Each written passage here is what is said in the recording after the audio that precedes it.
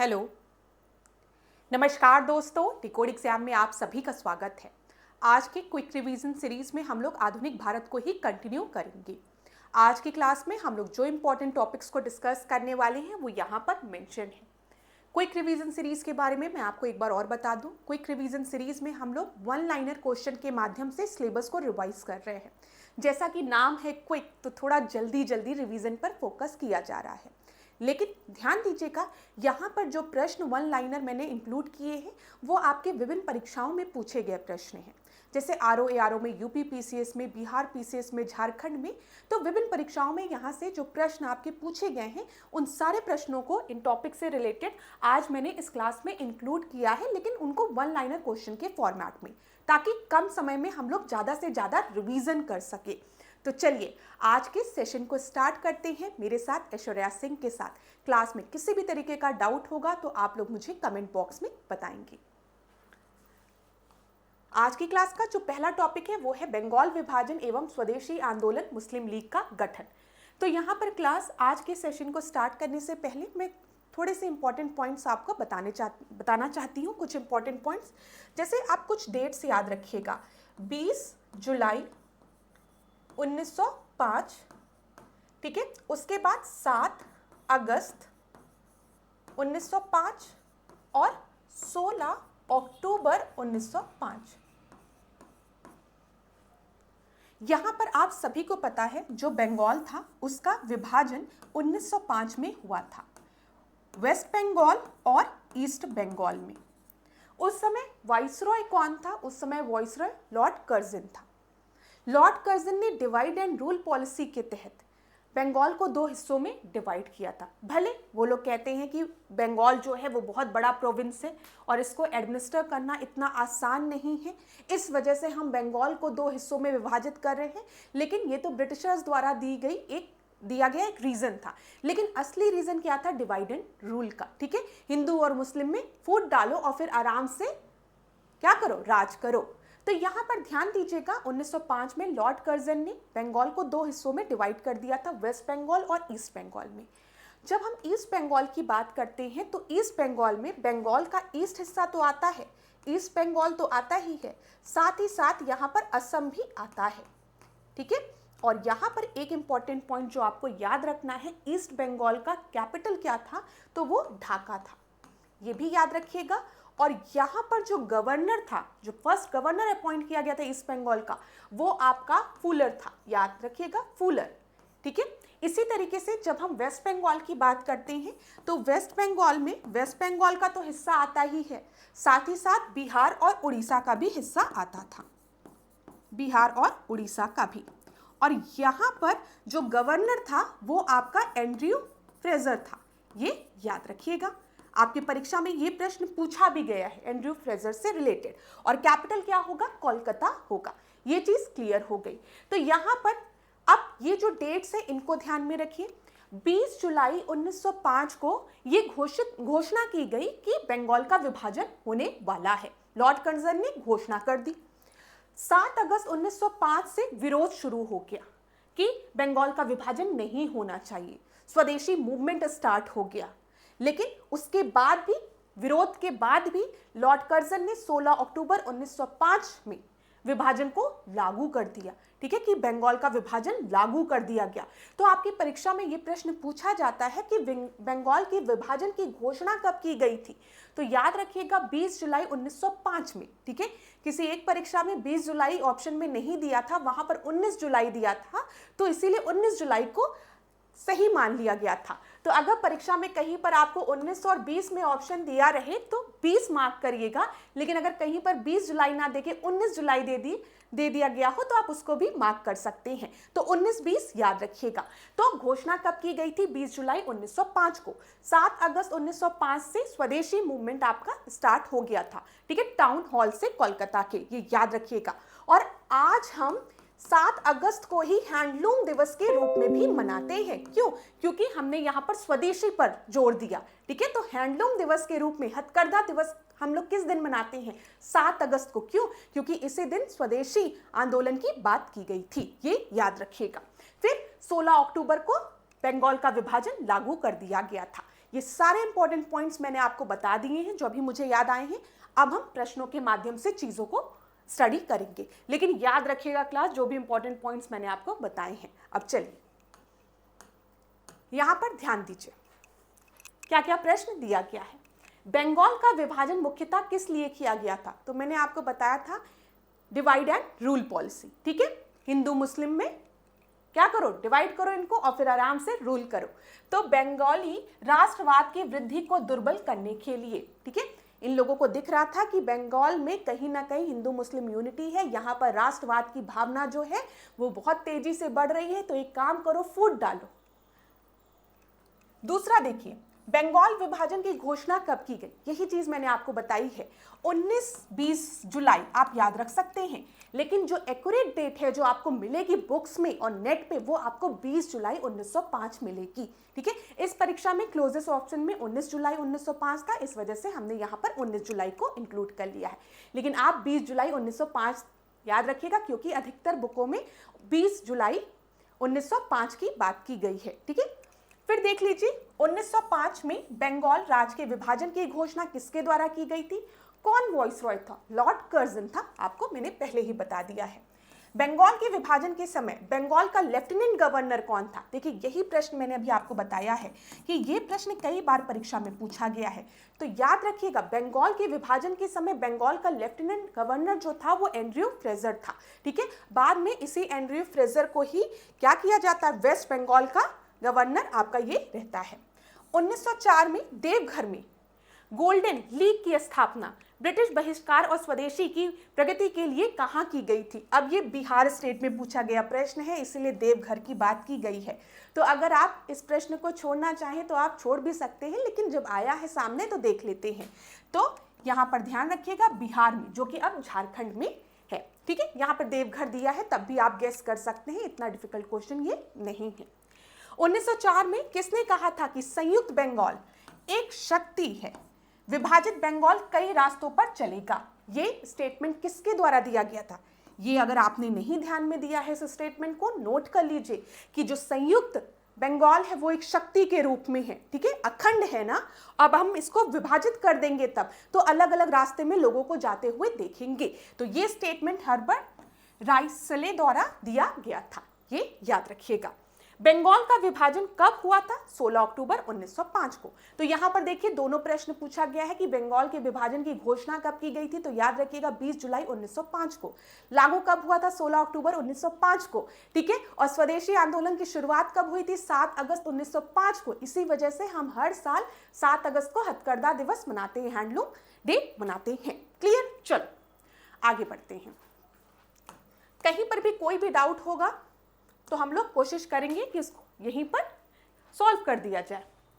हिंदू और मुस्लिम मेरी दो बेगमें हैं, मुस्लिम मेरी लाडली बेगम है, यह कथन किसके द्वारा दिया गया है? ये प्रश्न पूछा गया है कि हिंदू और मुस्लिम मेरी दो बेगमें हैं जिसमें मुस्लिम मेरी लाडली बेगम है, तो ये बैमफील्ड फुलर द्वारा ये स्टेटमेंट दिया गया है, ठीक है। याद रखिएगा जो बैमफील्ड फुलर है, ये जो फुलर है इनका नाम आप फुलर याद रख लीजिए। जो फुलर है ये पूर्वी बंगाल के गवर्नर थे। अभी थोड़ी देर पहले मैंने आपको फ्रेजर और फुलर के बारे में बताया है, तो फ्रेजर आपको वेस्ट बंगाल से याद रखना है, ठीक है। और जब हम फुलर की बात करेंगे तो ईस्ट बंगाल की, क्यों? क्योंकि देखो ईस्ट बंगाल के गवर्नर है, तो इसी वजह से तो इन्होंने कहा है कि जो मुस्लिम जो बेगम है मेरी वो लाडली बेगम है मेरी, ठीक है। तो ये ईस्ट बंगाल के थे।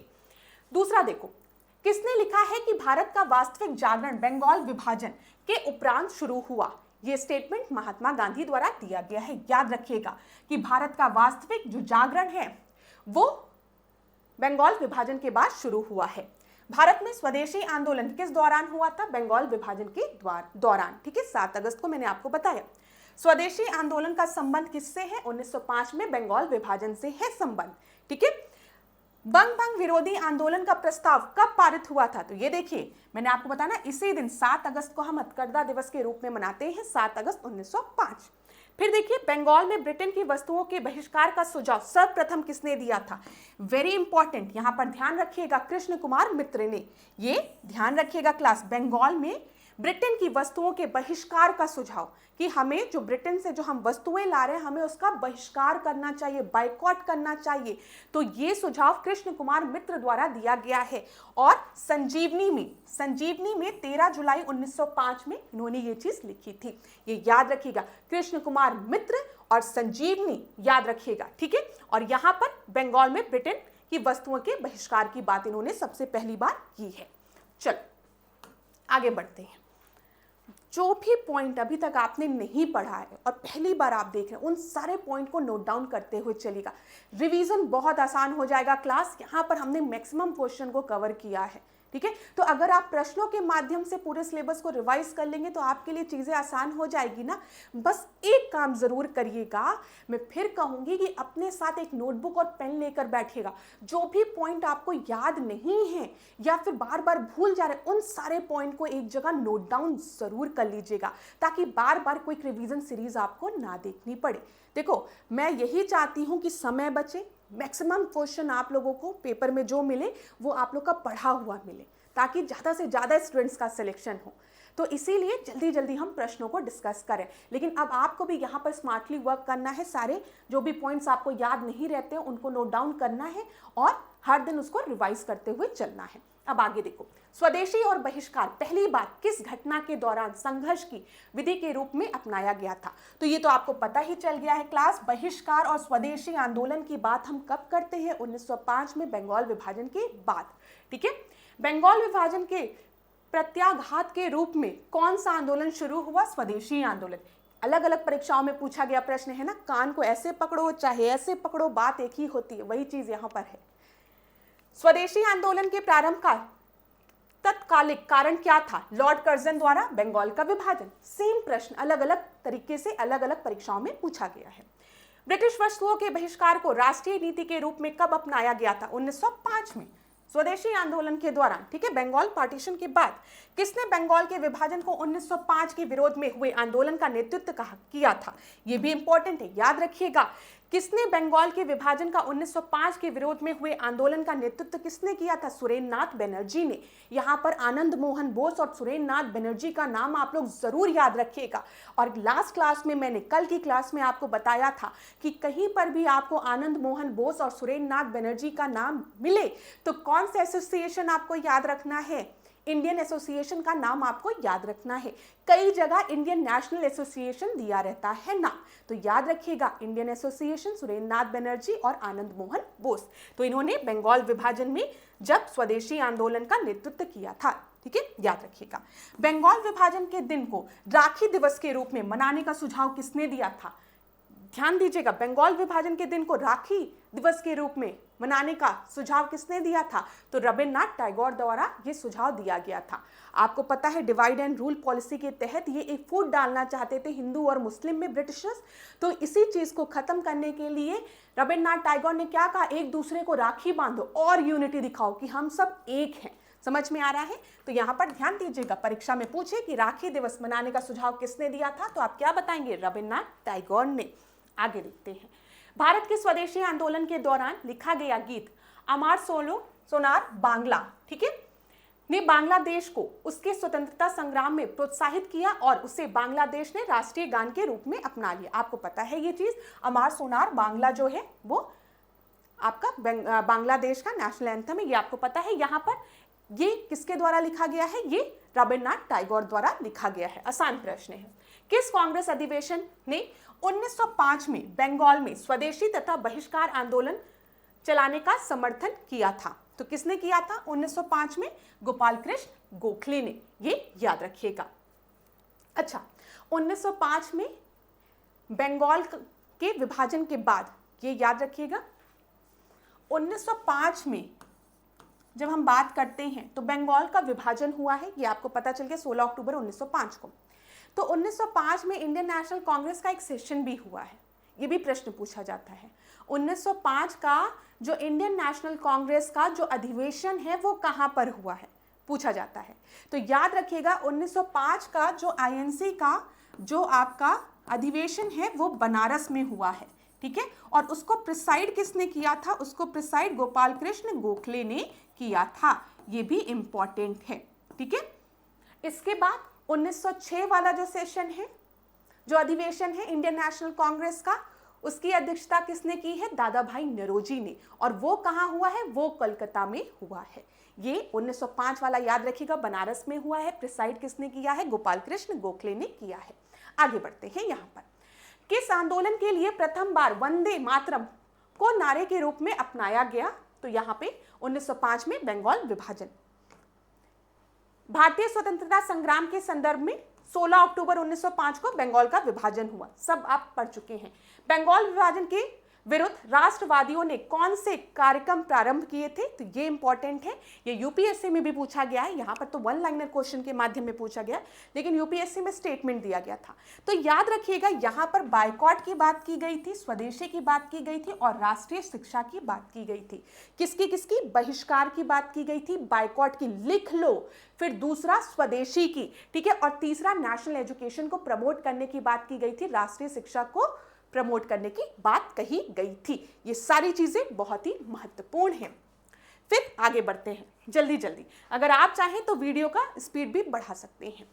किसने स्वदेशी आंदोलन का नेतृत्व दिल्ली में किया था? बहुत ही इंपॉर्टेंट है, तो सैयद हैदर रजा ने, ठीक है, याद रहेगा। इसी तरीके से पूछा जाता है स्वदेशी आंदोलन का नेतृत्व मद्रास में किसने किया था? तो चिदम्बरम पिल्ले ने, ठीक है, पिल्ले ने, याद रखिएगा। ब्रिटिश पत्रकार H.W. नेविन्सन किस आंदोलन से जुड़े थे? तो स्वदेशी आंदोलन से जुड़े थे। ये सारे प्रश्न आपको याद रखना है। दिल्ली में किसने नेतृत्व किया था? तो आप सैयद हैदर रजा का नाम बताएंगे। इसी तरीके से अगर आपसे पूछेगा पंजाब में किसने नेतृत्व किया था, तो आप लाला लाजपत राय का नाम बताएंगे।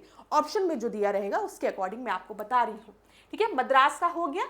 यहाँ पर आपको याद रखना है H.W. नेविन्सन जो है वो स्वदेशी आंदोलन से जुड़े हुए थे। कई बार परीक्षा में पूछा गया प्रश्न है, ठीक है। फिर देखिए 1905 के स्वदेशी आंदोलन से मुख्यतः अप्रभावित रहा था कौन सा वर्ग? तो यहाँ पर कृषक और मुसलमान वर्ग, ठीक है। यहाँ पर कृषक वर्ग अगर आपको दिया रहेगा तो आप टिक लगा सकते हैं। कौन स्वदेशी आंदोलन का आलोचक था एवं पूर्व तथा पाश्चात्य के मध्य एक बेहतर संबंध का समर्थक था? तो यहाँ पर बताइए, आलोचक की बात की गई है स्वदेशी आंदोलन की, तो यहाँ पर आपका रविन्द्रनाथ टैगोर। मैंने आपको कल की क्लास में बताया था कि जब बाइकॉट आंदोलन की हम बात कर रहे थे, जब स्वदेशी आंदोलन के तहत हम जो ब्रिटिश से आए हुए गुड या कपड़ों को जलाया जा रहा था ना, बहिष्कार किया जा रहा था, जो बाहर से आए हुए जो कपड़े थे उनको जला दिया जा रहा था, चरखे को प्रमोट किया जा रहा था। तो यहाँ पर रविन्द्रनाथ टैगोर ने कहा था कि हम बर्बाद कर रहे हैं, जलाना नहीं चाहिए। तो इसी वजह से ये प्रश्न पूछा गया है कि कौन स्वदेशी आंदोलन का आलोचक था। वो कहते हैं ये सब बर्बादी है, आप वस्त्रों को जला रहे हैं, ये गलत है। तो ये रविन्द्रनाथ टैगोर होगा। कौन एक स्वदेशी के समर्थक थे? तो यहाँ पर आपको 4 ऑप्शन दिया रहा होगा, उसमें अरविंद घोष आपका सही रहा होगा। देखिए ये वन लाइनर क्वेश्चन है, लेकिन जब एग्जाम में आप देखेंगे तो यहाँ पर 4 ऑप्शन दिए थे, ठीक है। उन 4 ऑप्शन के अकॉर्डिंग यहाँ पर सीधे आंसर दिया गया है। तो अगर आप इस प्रश्न को ड्रॉप करना चाहें तो आप ड्रॉप भी कर सकते हैं, क्योंकि स्वदेशी आंदोलन के समर्थक खाली अरविंद घोष तो नहीं थे, और भी थे, ठीक है। लेकिन वहां पर जो 4 ऑप्शन दिए रहे होंगे, 3 अदर ऑप्शंस वो आपके बाद के रहे होंगे या इसके अगेंस्ट रहे होंगे। अब देखो, वह इतिहासकार कौन था जिसे अरविंद घोष ने कहा था कि उसने बहिष्कार आंदोलन के लिए प्रजा के मन को बनाया है? तो ये रोमेश चंद्र दत्त थे। यहाँ पर ध्यान रखिएगा, ये भी एक नया प्रश्न है, मैं फिर से रिपीट कर दे रही हूँ। वह इतिहासकार कौन था जिसके लिए अरविंद घोष ने कहा था कि उसने बहिष्कार आंदोलन के लिए प्रजा के मन को बनाया है? वो है रोमेश चंद्र दत्त, याद रखिएगा, ठीक है। आरसी दत्त बोला जाता है ना। चलो आगे बढ़ते हैं और प्रश्न को देखते हैं। स्वदेशी आंदोलन में एक विशिष्ट भूमिका निभाने वाले कौन थे? तो बंगाल के छात्र थे। 1905 में लॉर्ड कर्जन द्वारा किया गया बंगाल का विभाजन कब तक बना रहा? तो यहाँ पर याद रखिएगा 16 अक्टूबर 1905, मैं कलर चेंज कर दूं नहीं तो आपको दिखेगा नहीं, ठीक है। 16 अक्टूबर 1905 को जो विभाजन हुआ था वो आपका 1911 तक चला था, ठीक है, 1911 तक। 1911 में क्या हुआ था? दिल्ली दरबार हुआ था, जॉर्ज पंचम आए थे, ठीक है, दिल्ली दरबार हुआ था। कौन था? लॉर्ड हार्डिंग था। हार्डिंग के समय में दिल्ली दरबार होता है और इसी समय बंगाल के विभाजन को रद्द भी कर दिया जाता है 1911 में। यहाँ पर एक इंपॉर्टेंट पॉइंट और नोट कर लीजिए जो अभी तक पूछा नहीं गया है, हो सकता है आने वाले समय में पूछ ले। एक कमिटी का नाम अरुणडेल कमिटी, अरुणडेल कमिटी, ठीक है, यहां पर ध्यान दीजिएगा, लिख लीजिए। अरुणडेल कमिटी का अपॉइंटमेंट 1906 में किया गया था, ठीक है। और अरुणडेल कमिटी का मेन काम क्या था, ये जो विभाजन हुआ था 1905 वाला, ये लागू होना चाहिए कि रद्द कर देना चाहिए, इस पर रिपोर्ट देना था अरुणडेल कमिटी को। अरुणडेल कमिटी ने पक्ष लिया था कि विभाजन इसी तरीके से चलना चाहिए, लेकिन 1911 में जो बंगाल का विभाजन हुआ था उसको रद्द कर दिया जाता है। तो अरुणडेल कमिटी का नाम याद रखिएगा, 1906 में इसको अपॉइंट किया गया था। चलो आगे बढ़े, आगे बढ़ते हैं क्लास। यहां पर बंगाल विभाजन को निरस्त करने के लिए कौन याद किया जाता है? तो बंगाल विभाजन हुआ किसके समय में था? लॉर्ड कर्जन के समय में। बंगाल विभाजन रद्द किसके समय में हुआ? लॉर्ड हार्डिंग के समय में, जब दिल्ली दरबार हुआ था। स्वदेशी आंदोलन के संबंध में सही तथ्य। अब देखिए ये यूपीएससी का प्रश्न था, ठीक है, इसको भले हमने वन लाइनर क्वेश्चन के फॉर्म में दे दिया है, लेकिन ये यूपीएससी का प्रश्न था यहाँ पर, इसी वजह से ये प्रश्न आपका लेंदी है, लेकिन हम लोग इसको जल्दी से एक बार पढ़ लेते हैं।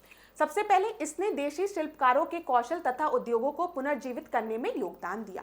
अब आप खुद सोचिए, हम स्वदेशी की बात कर रहे हैं, हम चरखे की बात कर रहे हैं, हम बाइकॉट की बात कर रहे हैं, जो ब्रिटिश गुड है उसको बाइकॉट करने की बात कर रहे हैं, तो बिल्कुल सही है। इसी वजह से 7 अगस्त को हम लोग क्या मनाते हैं? हथकरघा दिवस मनाते हैं, हैंडलूम डे मनाते हैं। स्वदेशी आंदोलन की एक अवयव के रूप में राष्ट्रीय शिक्षा परिषद की स्थापना हुई। मैंने आपको बताया ना, स्वदेशी आंदोलन में हमने स्वदेशी की बात की, बाइकॉट बहिष्कार की बात की, और राष्ट्रीय शिक्षा को प्रमोट करने की बात की, नेशनल एजुकेशन को प्रमोट करने की बात कही थी। कुछ विशिष्ट मुसलमान आंदोलन में शामिल हुए, हाँ कुछ शामिल हुए थे। स्त्रियों ने आंदोलन में सक्रिय भागीदारी दी, ठीक है। आंदोलन ने बंगाल के किसानों को ना तो अधिक प्रभावित किया और ना ही इसमें शामिल हुए। तो देखिए क्लास, ये प्रश्न पहले भी पूछा गया था कि जो आपका ये स्वदेशी आंदोलन था उससे सबसे कम प्रभावित कौन हुआ है? तो किसान वर्ग सबसे कम प्रभावित हुआ है, ठीक है। उन पर इतना इम्पैक्ट नहीं देखा गया था और उनका इतना इन्वॉल्वमेंट भी नहीं देखा गया था। वही स्टेटमेंट आपको परीक्षा में इस तरीके से दे दिया गया है, आंदोलन ने बंगाल के किसानों को ना तो अधिक प्रभावित किया और ना ही इसमें शामिल हुए वो, ठीक है। तो याद रखिएगा कौन सा वर्ग सबसे कम सम्मिलित हुआ था, तो वो किसान वर्ग था, अगर परीक्षा में प्रश्न पूछे तो। चलो आगे बढ़ते हैं। ये भी यूपीएससी का प्रश्न रहा होगा, इसी वजह से इस तरीके से स्टेटमेंट में दिया है। लेकिन आपको अगर हर एक स्टेटमेंट के बारे में पता होगा तो बताओ, आपकी परीक्षा में यहां से प्रश्न बनेगा तो नहीं कर पाओगे? कर लोगे क्लास, ठीक है, बस समझ रखिए।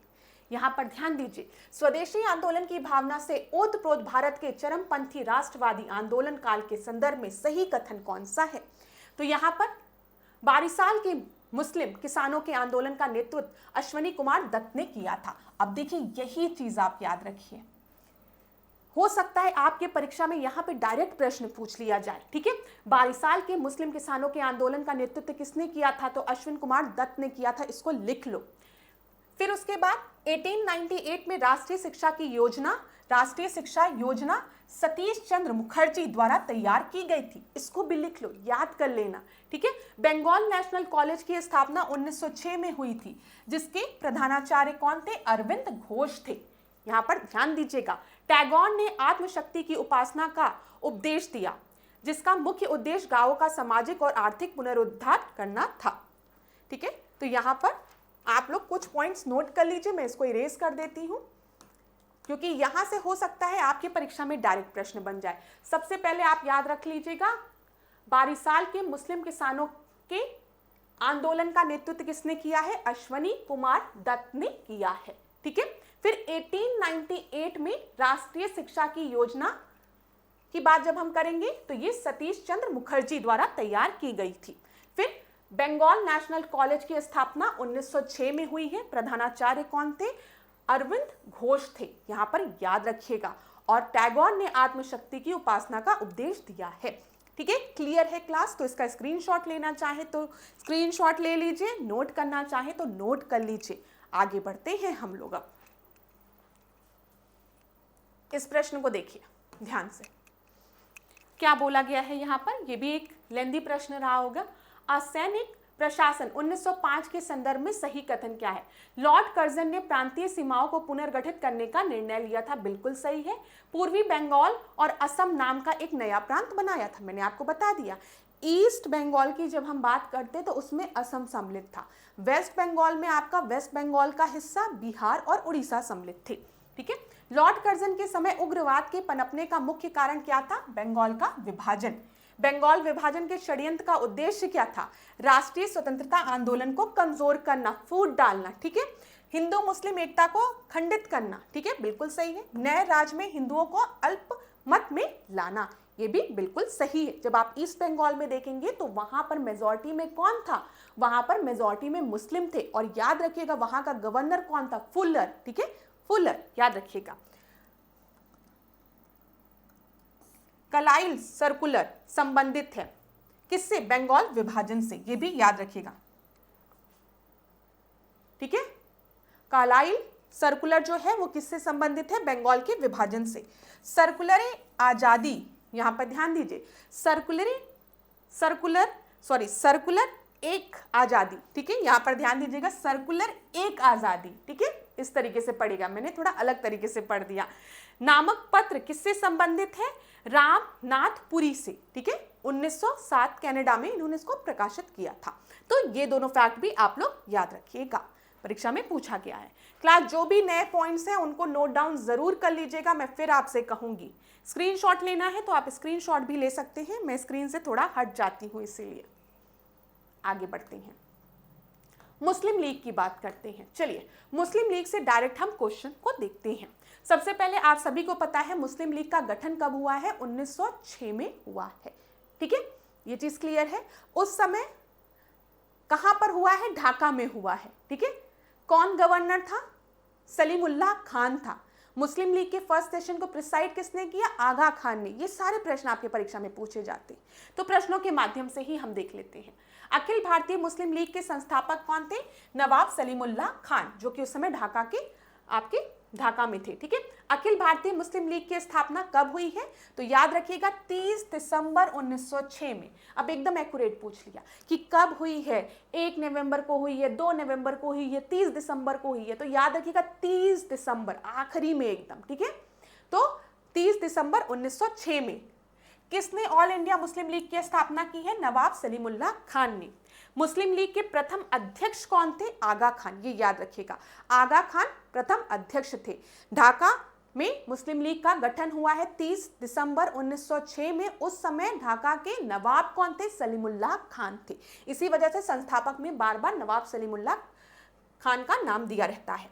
1906 में मुस्लिम लीग की स्थापना कहाँ हुई है? ढाका में हुई है। 1906 में मिंटो से शिमला में मिले मुसलमानों ने, शिष्टमंडल ने क्या प्रार्थना की थी? कि मुसलमानों के लिए एक पृथक निर्वाचन होना चाहिए। और आप सभी को पता है 1909 वाला जो एक्ट है, जिसको कि हम लोग मोर्ले मिंटो रिफॉर्म कहते हैं ना, 1909 वाला जो एक्ट है उसको हम क्या कहते हैं? Morley Minto reform. Morley Minto reform में सबसे पहली बार पृथक निर्वाचन की बात कही गई थी मुस्लिम्स के लिए, सेपरेट इलेक्टोरेट की बात की गई थी, तो याद रखिएगा।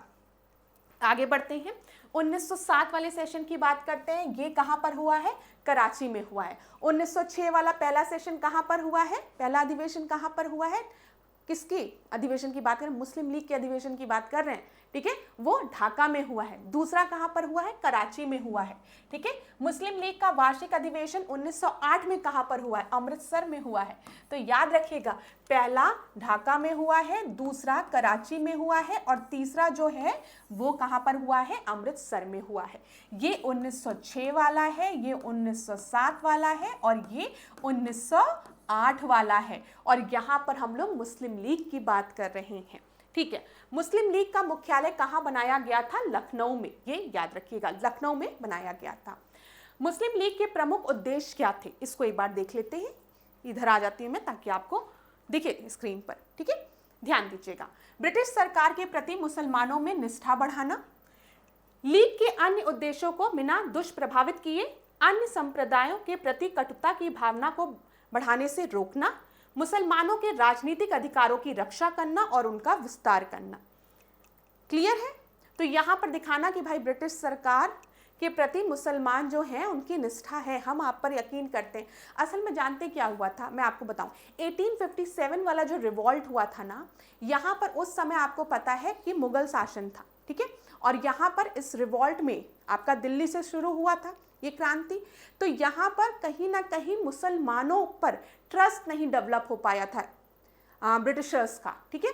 तो इसी वजह से कहीं ना कहीं मुस्लिम्स को लगता था कि हमारे और ब्रिटिशर्स के बीच में एक बहुत बड़ा गैप है, वो हमें पर उतना यकीन नहीं करते हैं। तो इसी वजह से बार बार ये प्रॉब्लम आती थी कि ब्रिटिश सरकार के प्रति मुसलमानों में निष्ठा बढ़ाना, ठीक है। ये ध्यान दीजिए कि हमें उन पर ट्रस्ट करना है और उनको हम पर ट्रस्ट करना है, दोनों को एक दूसरे पर ट्रस्ट करना है। किसकी प्रेरणा से ढाका नवाब सलीमुल्लाह खान ने बंगाल विभाजन समर्थन आंदोलन का नेतृत्व किया था?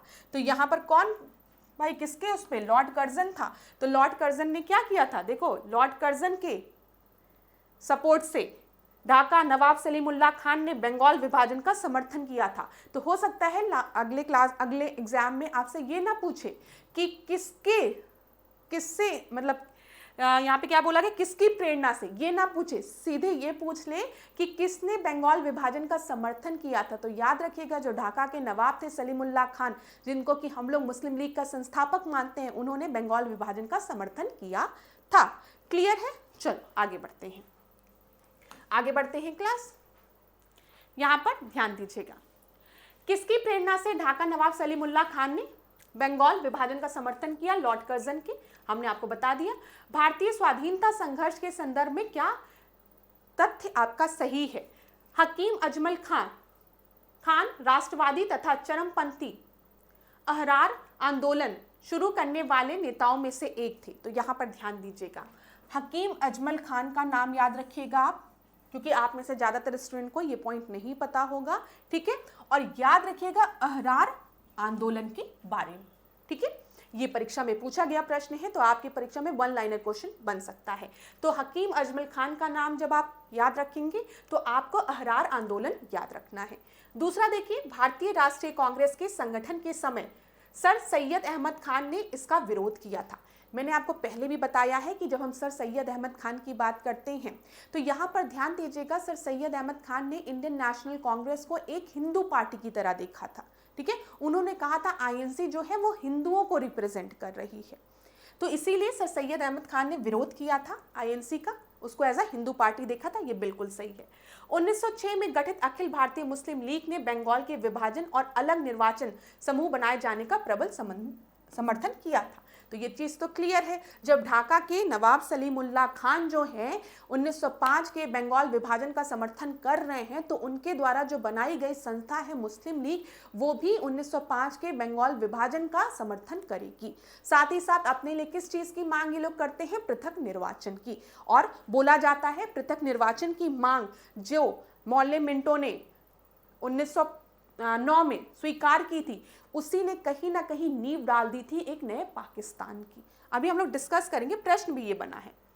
मौलाना बरकतुल्लाह और मौलाना अब्दुल्ला सिंधी, यहां पर ध्यान दीजिए, मौलाना बरकतुल्लाह और मौलाना अब्दुल्ला सिंधी काबुल में भारत की अंतःकालीन सरकार का गठन करने वालों में से एक थे, ठीक है, ये ध्यान दीजिएगा। वर्ष 1908 में अखिल भारतीय मुस्लिम लीग की एक लंदन शाखा की स्थापना हुई। वो लंदन शाखा मुस्लिम लीग की किसके द्वारा स्थापित की गई थी? सैयद अमीर अली की अध्यक्षता में। ये भी इंपॉर्टेंट है, ध्यान दीजिएगा। 1906 में जो लंदन शाखा की 1908 में जो लंदन शाखा की स्थापना हुई थी, वो किसके अध्यक्षता में हुई थी? सैयद अमीर अली की अध्यक्षता में। तो जो भी इंपॉर्टेंट पॉइंट्स आपको मैंने यहाँ बताए हैं, जो पॉइंट्स आपको नहीं याद है इन सब में से, उसको नोट डाउन कर लीजिए। सबसे पहले हकीम अजमल खान का नाम आप लोग याद रखेंगे अरहार आंदोलन से, ठीक है। उसके बाद आपको याद रखना है मौलाना बरकतुल्लाह और अब्दुल्ला सिंधी का नाम, ठीक है, कि इन्होंने भारत की अंतःकालीन सरकार का गठन किया था, कहां पर? काबुल में। और यहां पर 1908 में मुस्लिम लीग की लंदन ब्रांच की स्थापना किसकी अध्यक्षता में हुई थी? सैयद अमीर अली की अध्यक्षता में। तो ये सारे पॉइंट याद रखिएगा क्लास, क्योंकि हो सकता है यहां से प्रश्न बन जाए। आगे बढ़ते हैं। मैंने आपको बोला है ना कि हम मैक्सिमम क्वेश्चन को कवर करेंगे। ये कई स्टेट के में पूछे गए प्रश्न हैं, आपके एसएससी में भी पूछे गए प्रश्नों को यहाँ पर इंक्लूड कर लिया गया है, ताकि किस टॉपिक से कितने प्रश्न बन सकते हैं आपको सबका आइडिया हो, ठीक है। अब देखिए 1908 में अखिल भारतीय मुस्लिम लीग की एक लंदन शाखा की स्थापना, चलो फिर से रिवाइज हो गया, किसकी अध्यक्षता में? सैयद अमीर अली की अध्यक्षता में हुई थी। अब देखो, मुसलमान यदि खुश और संतुष्ट हैं तो भारत में ब्रिटिश शक्ति का महत्तम बचाव रहेगा, ठीक है, ज्यादा से ज्यादा बचाव रहेगा। तो ये किसके द्वारा बोला गया था? W. हंटर द्वारा ये स्टेटमेंट दिया गया था, ये याद रखिएगा आप लोग। साम्राज्य के अंतर्गत स्वशासन नामक उद्देश्य को मुस्लिम लीग ने कब स्वीकार किया था? तो यहां पर मुस्लिम लीग ने स्वशासन की बात कब स्वीकार की थी? 1913 में। फिर अगला देखिए, 1906 से 1920 के मध्य मोहम्मद अली जिन्ना की भूमिका भारत के स्वतंत्रता संघर्ष संग्राम में क्या थी? राष्ट्रवादी एवं धर्मनिरपेक्ष थी, ठीक है, ये याद रखिएगा। जो जिन्ना थे वो फाउंडिंग मेंबर्स में से नहीं थे मुस्लिम लीग के, ये ध्यान में रखिएगा। किसने 31 दिसंबर 1928 को दिल्ली में हुए सर्वदलीय मुस्लिम सम्मेलन की अध्यक्षता की थी? तो आगा खान ने की थी, ठीक है। फिर देखिए, मुस्लिम लीग के किस अधिवेशन में M.A. जिन्ना ने अपना 14 सूत्रीय प्रस्ताव रखा था? तो मुस्लिम लीग के किस अधिवेशन में, ठीक है, कब, ये ध्यान दीजिएगा, मुस्लिम लीग के किस अधिवेशन में M.A. जिन्ना ने अपना 14 सूत्रीय प्रस्ताव रखा था? तो ये इन्होंने 1929 में रखा था, ठीक है, 1929 वाले अधिवेशन में, याद रखिएगा। अब देखिए, ये प्रश्न हमने देख लिया है। 31 दिसंबर 1928 को दिल्ली में हुए सर्वदलीय मुस्लिम सम्मेलन की अध्यक्षता किसने की थी 1928 में? तो आप आगा खान का नाम याद रखेंगे। आगा खान फाउंडिंग मेंबर्स में थे। पूछा जाता है ना कि पहले अध्यक्ष कौन थे, तो वो आगा खान थे, ठीक है। मुस्लिम लीग के किस अधिवेशन में M.A. जिन्ना ने अपना 14 सूत्रीय प्रस्ताव रखा? तो 1929 में, ठीक है। वर्ष 1930 के मुस्लिम लीग अधिवेशन में अध्यक्षीय भाषण किसके द्वारा दिया गया था? मोहम्मद इकबाल द्वारा दिया गया था। क्लियर? चलो, ये 3 चीज आप याद रखिएगा, ये आपके परीक्षा में पूछे गए प्रश्न हैं, तो हो सकता है आपके भी परीक्षा में यहां से प्रश्न बन जाए। 1928 वाले अधिवेशन में आपको आगा खान की भूमिका याद रखनी है। 1929 वाले अधिवेशन में याद रखना है जो जिन्ना थे उन्होंने मुस्लिम लीग में 14 सूत्रीय मांग की बात की थी, फिर यहाँ प्रस्ताव की बात की थी, और फिर उसके बाद मुस्लिम लीग के 1930 वाले अधिवेशन में किसने भाषण दिया था? मोहम्मद इकबाल ने दिया था। आगे बढ़ते हैं, चलिए प्रश्नों के माध्यम से देखते हैं चीजों को। मौले मिंटो सुधार बिल किस वर्ष में पारित हुआ था? आपको पता है 1909 में मौले मिंटो रिफॉर्म आता है, ठीक है। जो मौले थे वो सेक्रेटरी थे और मिंटो जो थे वो वॉइस रॉय थे, तो उन्हीं के नाम पर मौले मिंटो रिफॉर्म पड़ा। बिल्कुल सही है, ठीक है। मौले मिंटो रिफॉर्म में किस चीज की बात की गई थी? सेपरेट इलेक्टोरेट की बात की थी, पृथक निर्वाचन की बात की गई थी। एक बार मैं पृथक निर्वाचन के बारे में आप लोगों को समझा दूं। देखिए क्लास, सेपरेट इलेक्टोरेट में क्या होता था, जैसे कोई मुस्लिम मेजॉरिटी वाला प्रोविंस है, ठीक है, जहां पर मुस्लिम्स की मेजॉरिटी है, तो यहां पर जो लीडर इलेक्शन में खड़े होंगे 1 2 3, ठीक है, ABC, ये तीनों जो होंगे वो आपके मुस्लिम लीडर होंगे, मतलब मुस्लिम होंगे, ठीक है। और इनको जो लोग वोट करेंगे ढेर सारे लोग, वो भी आपके मुस्लिम होंगे, ये ध्यान दीजिएगा। तो पृथक निर्वाचन में क्या था, जिस प्रोविंस में जो मेजॉरिटी में है, जैसे हमने बात किया मुस्लिम के लिए सेपरेट इलेक्टोरेट की, तो वहां पर मुस्लिम लीडर्स आपके इलेक्शन में खड़े होंगे और इन मुस्लिम लीडर्स को खाली मुस्लिम जनता जो है वो वोट देगी, तो ये सेपरेट इलेक्टोरेट है। तो आपको नहीं लग रहा ये डिवाइड करने वाला काम किया जा रहा है? तो इसीलिए कहा जाता है कि मौले मिंटो रिफॉर्म में ने कहीं ना कहीं पाकिस्तान की नींव रख दी थी। चल फिर देखते हैं, राष्ट्रीय आंदोलन की अवधि में जिस घटना में मतभेद के बीच थे और वह जिसने अंततः देश का विभाजन कराया, यही चीज मैं आपको बता दूं, देश का विभाजन कराया, वो आपका कौन सा था? विधानसभाओं में मुस्लिमों के लिए पृथक निर्वाचन क्षेत्रों और स्थानों के आरक्षण की बात, जिसकी की बात हमने सेपरेट इलेक्टोरेट की बात 1909 में की थी। किसने कहा था कि मौले मिंटो सुधार ने हमारा सर्वनाश कर दिया है? तो ये स्टेटमेंट दिया गया था महात्मा गांधी द्वारा कि मौले मिंटो रिफॉर्म ने हमारा सर्वनाश कर दिया है। याद रखिएगा, गांधी जी द्वारा ये स्टेटमेंट दिया गया था। आगे बढ़ते हैं क्लास। यहाँ पर ब्रिटिश काल में दिल्ली के पहले भारत की राजधानी कहाँ पर थी? तो कलकत्ता में थी। याद रखिएगा 1911 की जब हम बात कर रहे हैं, दिल्ली दरबार की, ठीक है, जिसमें कौन आया था, जॉर्ज पंचम आया था। वाइसरॉय कौन था, लॉर्ड हार्डिंग था। और 1911 के ही दिल्ली दरबार में जो बंगाल का विभाजन था उसको रद्द कर दिया गया था, ठीक है, ये चीज क्लियर है। प्लस साथ ही साथ याद रखिएगा जो कैपिटल था ना उसको भी, राजधानी को भी कलकत्ता से दिल्ली शिफ्ट कर दिया गया था। तो यहां पर याद रखिएगा 1 अप्रैल 1912 को जो कैपिटल था उसको पूरी तरीके से हस्तांतरित कर दिया गया था कलकत्ता से दिल्ली, जिसकी की घोषणा दिल्ली दरबार 1911 में की गई थी। क्लियर? चलो, किंग जॉर्ज पंचम तथा क्वीन मैरी की यात्रा की याद में वर्ष 1911 में भारत का कौन सा लोकप्रिय पर्यटन स्थल बनाया गया था, गेटवे ऑफ इंडिया, ठीक है, गेटवे ऑफ इंडिया, ठीक है। गेटवे ऑफ इंडिया कहां पर है, मुंबई में है, ठीक है। किंग जॉर्ज पंचम ने किस वर्ष में भारत का ताज ग्रहण किया था, दिसंबर 1911 में। दिल्ली को भारत की राजधानी बनाने की घोषणा कब की गई थी, दिल्ली दरबार में 1911 में। किस वर्ष भारत की राजधानी कलकत्ता से दिल्ली हस्तांतरित कर दी गई, किस वर्ष, तो लागू कर दी गई थी 1 अप्रैल 1912 से, तो 1912, ठीक है क्लास। आगे बढ़ते हैं। फिर यहां देखिए, यहां पर ध्यान दीजिएगा जो चीज मैं आपको बताऊंगी। 1912 में जब राजधानी कलकत्ता से दिल्ली लाई गई तो उस समय वाइसरॉय कौन था, लॉर्ड हार्डिंग था, आप सभी को पता है। दिल्ली पे किसके राजकीय प्रवेश के अवसर पर बम फेंका गया था, लॉर्ड हार्डिंग के, ठीक है। अब यहाँ पर दिल्ली कॉन्स्पिरेसी केस में कौन कौन शामिल था ये तो आपको पता है, लॉर्ड हार्डिंग के काफिले पे बम फेंक दिया गया था। तो कौन कौन शामिल था, याद रखिएगा, मास्टर अमीर चंद, ठीक है, भाई बाल मुकुंद और अवध बिहारी। यहां पर आप रास बिहारी बोस का नाम भी याद रखेंगे, ठीक है, रास बिहारी बोस का, ठीक है, दिल्ली कॉन्स्पिरेसी में। हार्डिंग बम कांड किस केस के नाम से जाना जाता है, दिल्ली कॉन्स्पिरेसी केस से, दिल्ली षड्यंत्र केस। भारत की राजधानी पुरानी दिल्ली से नई दिल्ली कब हस्तांतरित की गई थी। अब देखो, अभी तक प्रश्न जो पूछा जाता था कोलकाता से दिल्ली कब हस्तांतरित की गई थी, तो बच्चे बहुत आसानी से बता देते थे, अरे 1912 में लागू कर दिया गया था, घोषणा दिल्ली दरबार में किया गया था। अब बोल दिया गया है पुरानी दिल्ली से नई दिल्ली कब हस्तांतरित की गई थी, तो याद रखिएगा 13 फरवरी 1931 में। और उस समय वाइसरॉय कौन था, लॉर्ड इरविन था। नोट कर लीजिए, नया प्रश्न है ये, 13 फरवरी 1931 को पुरानी दिल्ली से नई दिल्ली जो कैपिटल था उसको ट्रांसफर किया गया था और उस समय वाइसरॉय कौन था, लॉर्ड हार्डिंग था। चलो आगे बढ़ते हैं, आगे बढ़ते हैं क्लास।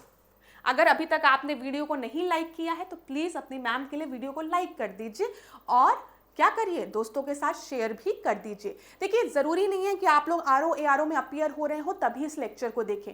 अगर आपके कोई मित्र और भी परीक्षाओं के लिए तैयारी कर रहे हैं तो आप उनके साथ भी इसको शेयर कर सकते हैं, क्योंकि यहाँ पर तो हम आधुनिक भारत को रिवाइज कर रहे हैं। क्विक रिवीजन हम इसलिए कर रहे हैं क्योंकि अब आपकी परीक्षा पास आ गई है और मैं नहीं चाहती कि कोई भी मेरा स्टूडेंट ये कहे कि रिवीजन ही नहीं हो पाया, ठीक है। बस एक काम जरूर करते हुए चलिएगा, जो भी पॉइंट्स आपको नहीं आते हैं उनको नोट डाउन करते हुए चलिएगा। उनको जब उन पॉइंट्स को आप जब खुद 2-3 बार पढ़ लेंगे तो आपके दिमाग में हर चीजें बैठ जाएगी, ठीक है। चल आगे देखते हैं।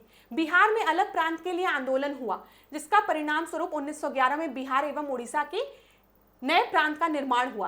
किसके नेतृत्व में, तो सच्चिदानंद सिन्हा के नेतृत्व में। ये याद रखिएगा, ये बिहार में पूछा गया प्रश्न रहा होगा, क्योंकि दिख रहा है बिहार की बात की गई है तो बिहार में ऐसे प्रश्न बनती हैं।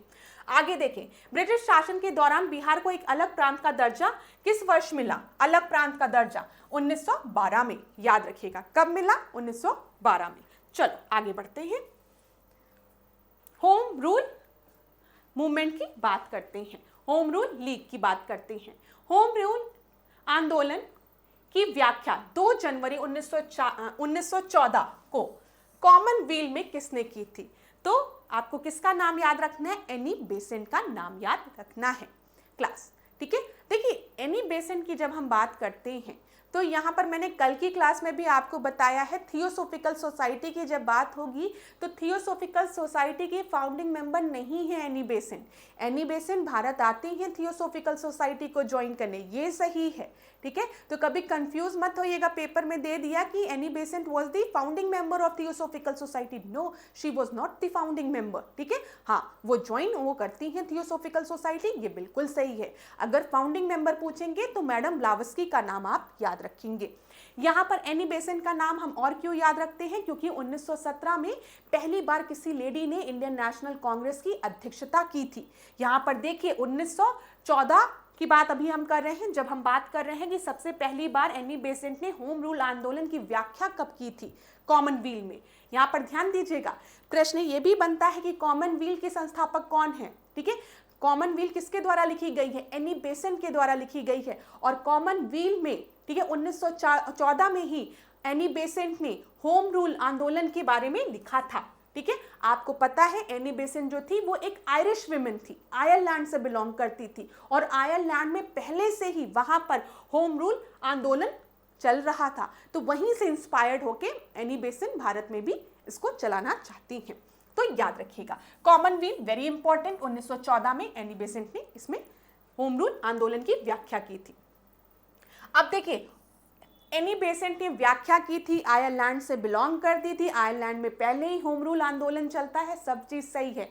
लेकिन भारत में होम रूल जो आंदोलन था, ठीक है, होम रूल आंदोलन था, वो किसके द्वारा स्टार्ट कर दिया गया। एनी बेसेंट का आइडिया था, सब था, वो सब मानते हैं, लेकिन सर्वप्रथम किसके द्वारा इसकी स्थापना की गई थी, तो वो तिलक थे, ठीक है। तो कभी भी परीक्षा में पूछा गया कि होम रूल आंदोलन तिलक का पहले स्टार्ट हुआ था कि एनी बेसेंट का, तो आप क्या बताएंगे, तिलक का होम रूल आंदोलन एनी बेसेंट के आंदोलन के पहले ही स्टार्ट हो गया था, ठीक है।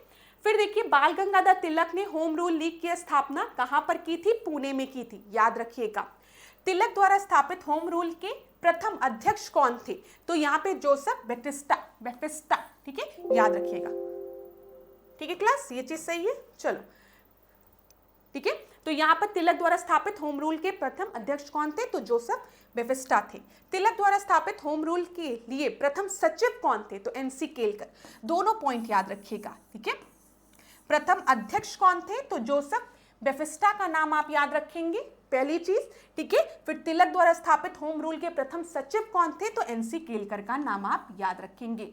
और तिलक का जो होम रूल था वो कब स्थापित हुआ था, अप्रैल 1916 में, ठीक है। तीनों पॉइंट याद रहेगा, बैप्टिस्टा का नाम जोसेफ, एनसी केलकर का नाम, और अप्रैल 1916 में तिलक का जो होम रूल आंदोलन था वो शुरू हो गया था। कहां से शुरू हुआ था, इसकी स्थापना कहां से हुई थी, पुणे से हुई थी। सारे पॉइंट याद करते हुए चलिए अब आगे बढ़ते हैं। वर्ष एनी बेसेंट ने होम रूल की स्थापना कब की थी, तो देखिए एनी बेसेंट का जो होम रूल की स्थापना है वो सितंबर 1916 में हुई है, ठीक है। और अगर हम बाल गंगाधर तिलक की बात करते हैं तो अप्रैल 1916 में। एनी बेसेंट द्वारा स्थापित होम रूल के सचिव कौन थे, जॉर्ज अरुंडेल थे, याद रखिएगा। वहां पर अगर हम बात कर रहे थे, ध्यान दीजिएगा, यहां पर जब मैंने आपको बताया तो प्रथम अध्यक्ष कौन थे, जोसेफ बैप्टिस्टा थे, ठीक है। सचिव कौन थे, एनसी केलकर थे, ठीक है। यहां पर जब हम बात करेंगे एनी बेसेंट के होम रूल आंदोलन की, तो आपको जॉर्ज अरुंडेल याद रखना है, लिख लीजिए, ठीक है, इन सब पॉइंट्स को। वर्ष 1916 में Akhil Bharatiya home Rule league आंदोलन सर्वप्रथम किसके द्वारा आरंभ किया गया था, तो यहां पर देखिए क्लास, आपको बाल गंगाधर तिलक का नाम नहीं दिया रहा होगा चार ऑप्शन में, इसी वजह से एनी बेसेंट सही है, ठीक है। लेकिन कहीं पर अगर सर्वप्रथम किसके द्वारा शुरू किया गया था होम रूल आंदोलन, और बाल गंगाधर तिलक और एनी बेसेंट दोनों का नाम एक साथ दिया है, तो आप बाल गंगाधर तिलक पर टिक लगा के आएंगे। लेकिन अगर बाल गंगाधर तिलक का नाम नहीं दिया गया, तब आप एनी बेसेंट पे टिक लगाएंगे। होम रूल लीग आंदोलन के संस्थापक कौन है, एनी बेसेंट है। वर्ष 1915 से 16 में किन दो नेताओं द्वारा होम रूल लीग आरंभ किया गया, तो तिलक और एनी बेसेंट द्वारा, ठीक है। चलो आगे बढ़ते हैं, आगे बढ़ते हैं क्लास। यहां पर क्या दिया गया है, कौन मुस्लिम नेता थे जो एनी बेसेंट द्वारा स्थापित होम रूल में सम्मिलित हुए थे, तो मोहम्मद अली जिन्ना, ठीक है, ये याद रखिएगा। हो सकता है पूछा जाए कि किस मुस्लिम लीडर ने पार्टिसिपेट किया था एनी बेसेंट के होम रूल लीग में, तो यहां पर मोहम्मद अली जिन्ना का नाम आप याद रखिएगा। किसने कहा था, मैं तो एक भारतीय नगाड़ा हूं जिसका कार्य सोते हुए को जगाना, ताकि वे अपनी मातृभूमि के लिए जागे और कार्यरत हो सके, तो ये स्टेटमेंट किसके द्वारा दिया गया था, एनी बेसेंट द्वारा दिया गया था। प्रथम विश्व युद्ध के दौरान वह आंदोलन जो भारत में लोकप्रिय हुआ था वो कौन सा आंदोलन था, तो प्रथम युद्ध की बात की जा रही है, तो 1916 में आपका यहाँ पर होम रूल आंदोलन चल रहा है, किसका योगदान होम रूल लीग की स्थापना में नहीं है। ठीक है, अब देखिए यहाँ पर होम रूल लीग की स्थापना में नहीं है और नाम दिया गया अल्काट का, और मैंने आपको बताया है अल्काट और मैडम ब्लावस्की जो है वो थियोसोफिकल सोसाइटी से रिलेटेड है। ठीक है, तो इसी वजह से आपका सही उत्तर 4 ऑप्शंस में से अल्काट था, क्योंकि अल्काट थियोसोफिकल सोसाइटी से थे, होम रूल आंदोलन से रिलेटेड नहीं थे। होम रूल आंदोलन से मुख्यतः कौन जुड़े थे? तो एनी बेसेंट जुड़ी थी, आपको पता है, बीजी तिलक जुड़े थे और एम सुब्रमण्यम अय्यर भी जुड़े थे। ये याद रखिएगा, ये आपकी परीक्षा में सारे जो मैं पॉइंट्स डिस्कस कर रही हूँ ये पूछे गए प्रश्न हैं। जो भी पॉइंट्स आपको नहीं आते हैं नोट डाउन करते हुए चलिए, क्लास रिवीजन में बहुत मदद मिलेगी। आगे बढ़ते हैं। यहाँ पर होम रूल आंदोलन भारत के स्वतंत्रता संग्राम के लिए एक नए चरण के आरंभ का घोतक था। ठीक है, इसने देश के सामने स्वशासन की एक ठोस योजना रखी, सेल्फ गवर्नमेंट की। कांग्रेस के किस अधिवेशन में होम रूल समर्थक अपनी राजनीतिक शक्ति का सफलतापूर्वक प्रदर्शन कर रहे थे? तो 1916 के लखनऊ सेशन में कांग्रेस के। ठीक है, याद रखिएगा। अच्छा, 1916 में आपका लखनऊ का सेशन हुआ था जब लखनऊ पैक्ट साइन हुआ था। ठीक है, जिसको कि प्रिसाइड किसने किया था बताइए? एसी मजुमदार ने ना। चलिए आगे बढ़ते हैं।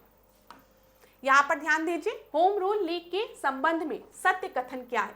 आप पढ़िए क्लास, तब तक मैं एक घूंट पानी पीती हूँ, फिर इसको कंटिन्यू करते हैं। अगर आप लोगों को भी रेस्ट लेना है तो आप लोग भी थोड़ा सा रेस्ट ले सकते हैं, फिर आगे कंटिन्यू करते हैं इस चीज को।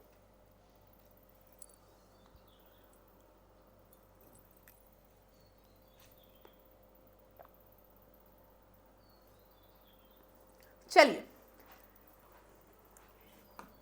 ध्यान दीजिएगा, होम रूल लीग के संबंध में सत्य कथन क्या है।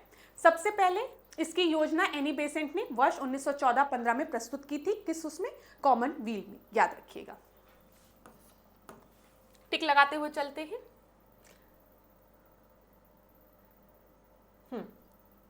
ठीक है क्लास, तो सबसे पहले ये वाला तो हमने डिस्कस कर लिया। यहाँ पर हाँ, होम रूल लीग के संबंध में सत्य कथन क्या है। सबसे पहले इसकी योजना एनी बेसेंट ने वर्ष 1914-15 में प्रस्तुत की थी, बिल्कुल सही है, कॉमनवेल्थ में। तिलक की Home Rule League Maharashtra, Karnataka, Madhya Prant एवं बरार तक सीमित थी। तिलक द्वारा स्थापित होम रूल लीग अधिक शक्तिशाली थी और तिलक और एनी बेसेंट के मतभेदों के उपरांत दोनों लीग बनी रही। यहाँ पर ध्यान दीजिएगा, तिलक और एनी बेसेंट के मतभेदों के उपरांत दोनों लीग बनी रही।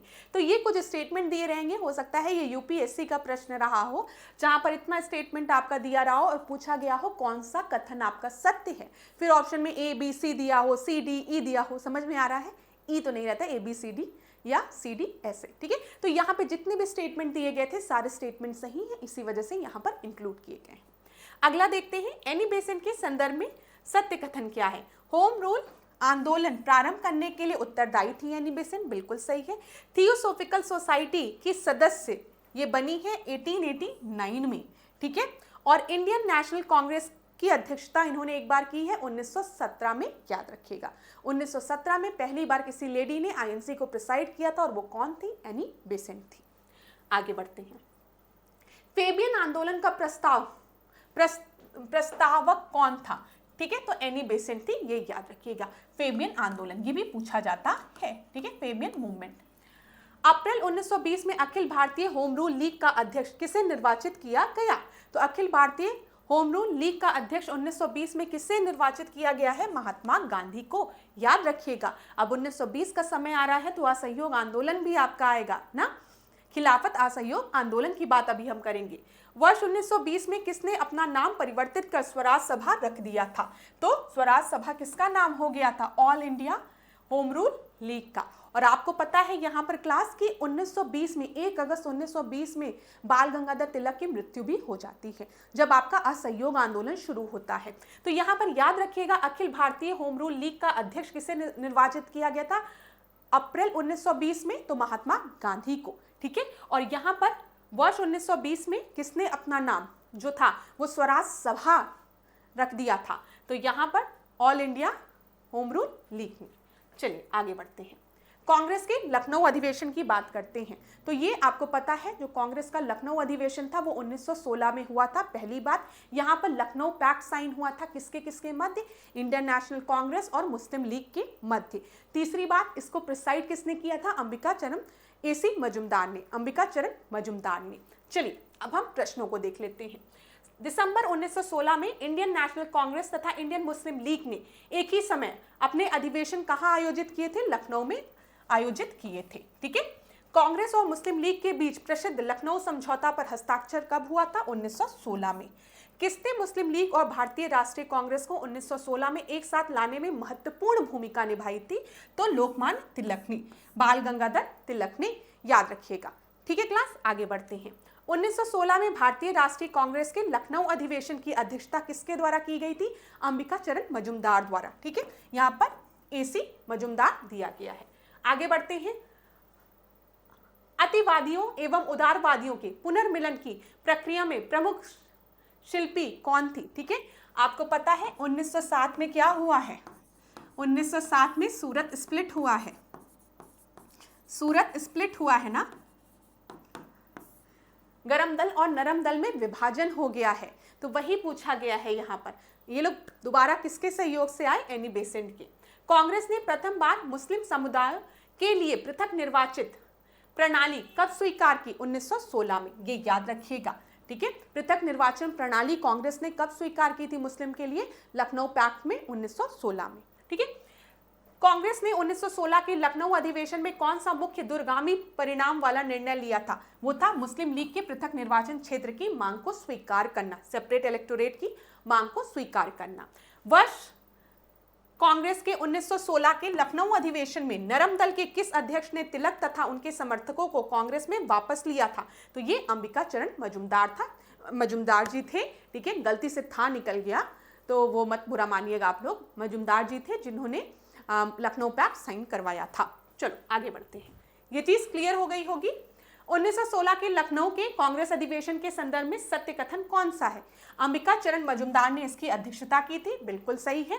ठीक है, इस अधिवेशन में उदारवादी और उग्रवादी में पूरा मिलन हो गया। ठीक है, फिर आगे सब भाई भाई हैं हम लोग। जो डिवीजन हुआ था 1907 का सूरत स्प्लिट वाला, अच्छा उसकी अध्यक्षता किसने की थी? रास बिहारी घोष ने की थी, ये याद रखिएगा। महात्मा गांधी पहली बार चंपारण के लिए कि किसानों की समस्याओं से अवगत कब हुए थे? तो ये लखनऊ पैक्ट में हुए थे, ये याद रखिएगा 1916 में। ठीक है, महात्मा गांधी पहली बार चंपारण के किसानों की समस्याओं से अवगत कराए गए थे। किसने कराया था? राजकुमार शुक्ल ने। ठीक है, याद रखिएगा। इंडियन नेशनल कांग्रेस और मुस्लिम लीग के बीच मतैक्य का समय था कब? 1916 और 1922। अभी आप देखते हैं 1916 में लखनऊ पैक्ट साइन हुआ, सेपरेट इलेक्टोरेट की मांग को स्वीकार कर लिया गया। अभी हम खिलाफत असहयोग आंदोलन की बात करते हैं तो यहाँ पर भी हमें यूनिटी थोड़ा दिखती है। भारतीय राष्ट्रीय कांग्रेस के किस अधिवेशन में महात्मा गांधी को चंपारण के किसानों की समस्याओं से अवगत कराया गया था? तो लखनऊ अधिवेशन 1916 में। ठीक है, याद रखिएगा। चलो गांधी एवं उनके प्रारंभिक आंदोलन की बात अब हम करते हैं। देखिए सबसे पहले आप याद रखिएगा, पहले इसको डिस्कस कर लेते हैं फिर आगे बताते हैं। यहाँ पर ध्यान दीजिए, बेसिक क्वेश्चन से आसान। महात्मा गांधी जी के पिता करमचंद गांधी कहाँ के दीवान थे? तो यहाँ पर याद रखिएगा राजकोट, पोरबंदर और एक मिनट हट गया ये। ठीक है, राजकोट, पोरबंदर और बंकानेर। मोहनदास करमचंद गांधी जी का जन्म 2 अक्टूबर 1969 को कहां पर हुआ था? पोरबंदर, गुजरात में। ये बहुत आसान प्रश्न है। महात्मा गांधी जी का प्राथमिक शिक्षा कहां पर संपन्न हुई थी? राजकोट में हुई थी। ठीक है, गांधी जी ने किस कॉलेज में पढ़ाई की थी? श्यामल दास कॉलेज में। यहाँ पर ध्यान दीजिएगा क्लास, ये जो प्रश्न है ना, ये अभी तक आपकी परीक्षा में नहीं पूछे गए और संभावना है नहीं पूछे जाएंगे, लेकिन विभिन्न परीक्षाओं में पूछे गए इसलिए इसको इंक्लूड किया गया है। तो जल्दी से इसको एक बार बस पढ़ लेते हैं। गांधी जी ने कानून की पढ़ाई किस देश में की थी? तो यहाँ पर यूनाइटेड किंगडम में। गांधी जी का अल्प आयु में ही विवाह किससे हो गया था?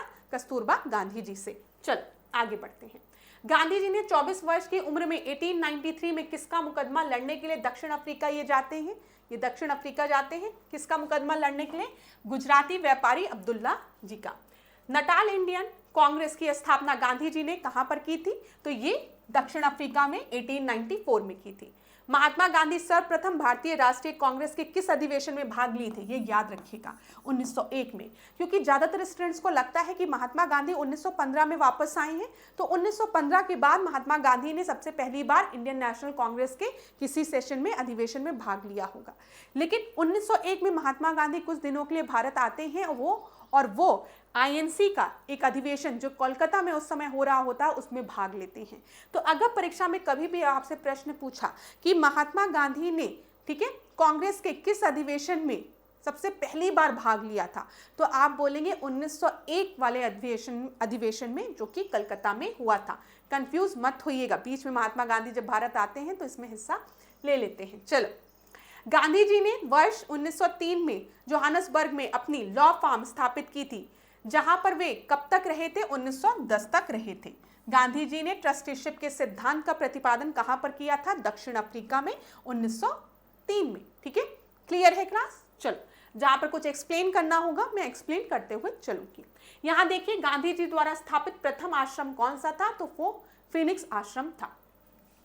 गांधी जी ने दक्षिण अफ्रीका के डरबन में फिनिक्स आश्रम की स्थापना कब की थी? तो उन्होंने 1904 में की थी। महात्मा गांधी के बारे में कौन कौन से सत्य कथन हैं देख लेते हैं। उन्होंने अपनी प्रारंभिक शिक्षा राजकोट में प्राप्त की थी, अभी थोड़ी देर पहले हमने देखा, तो याद रखिएगा महात्मा गांधी की जो प्रारंभिक शिक्षा थी वो राजकोट से उन्हें प्राप्त हुई थी। ठीक है, फिर आगे बढ़ते हैं। कस्तूरबा के साथ उनका विवाह 13 वर्ष की आयु में हुआ था, बिल्कुल सही है। कस्तूरबा गांधी से इनका विवाह 13 ईयर्स की एज में हुआ था।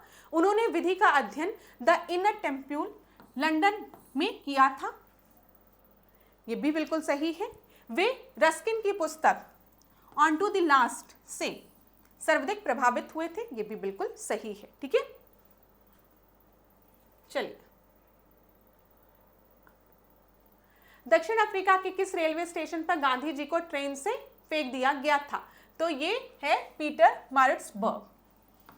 यहाँ पर आप सभी को पता है गांधी जी ने फर्स्ट क्लास का टिकट लिया था और टिकट के बावजूद जब टीटी एंटर किया तो उन्होंने गांधी जी से पूछा कि आप फर्स्ट क्लास में कैसे बैठ सकते हैं?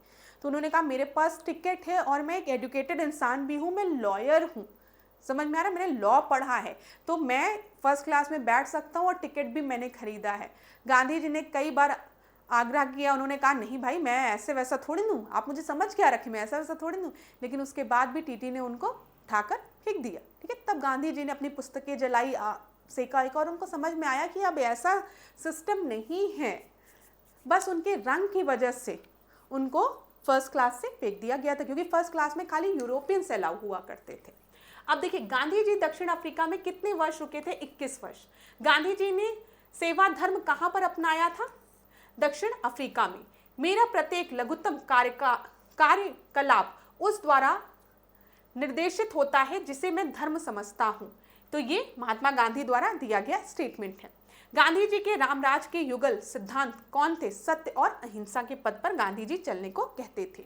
गांधी जी की दृष्टि में अहिंसा का अर्थ क्या है? सत्य की प्राप्ति का रास्ता। ठीक है, गांधी जी की दृष्टि में अहिंसा का अर्थ क्या है? सत्य की प्राप्ति का रास्ता।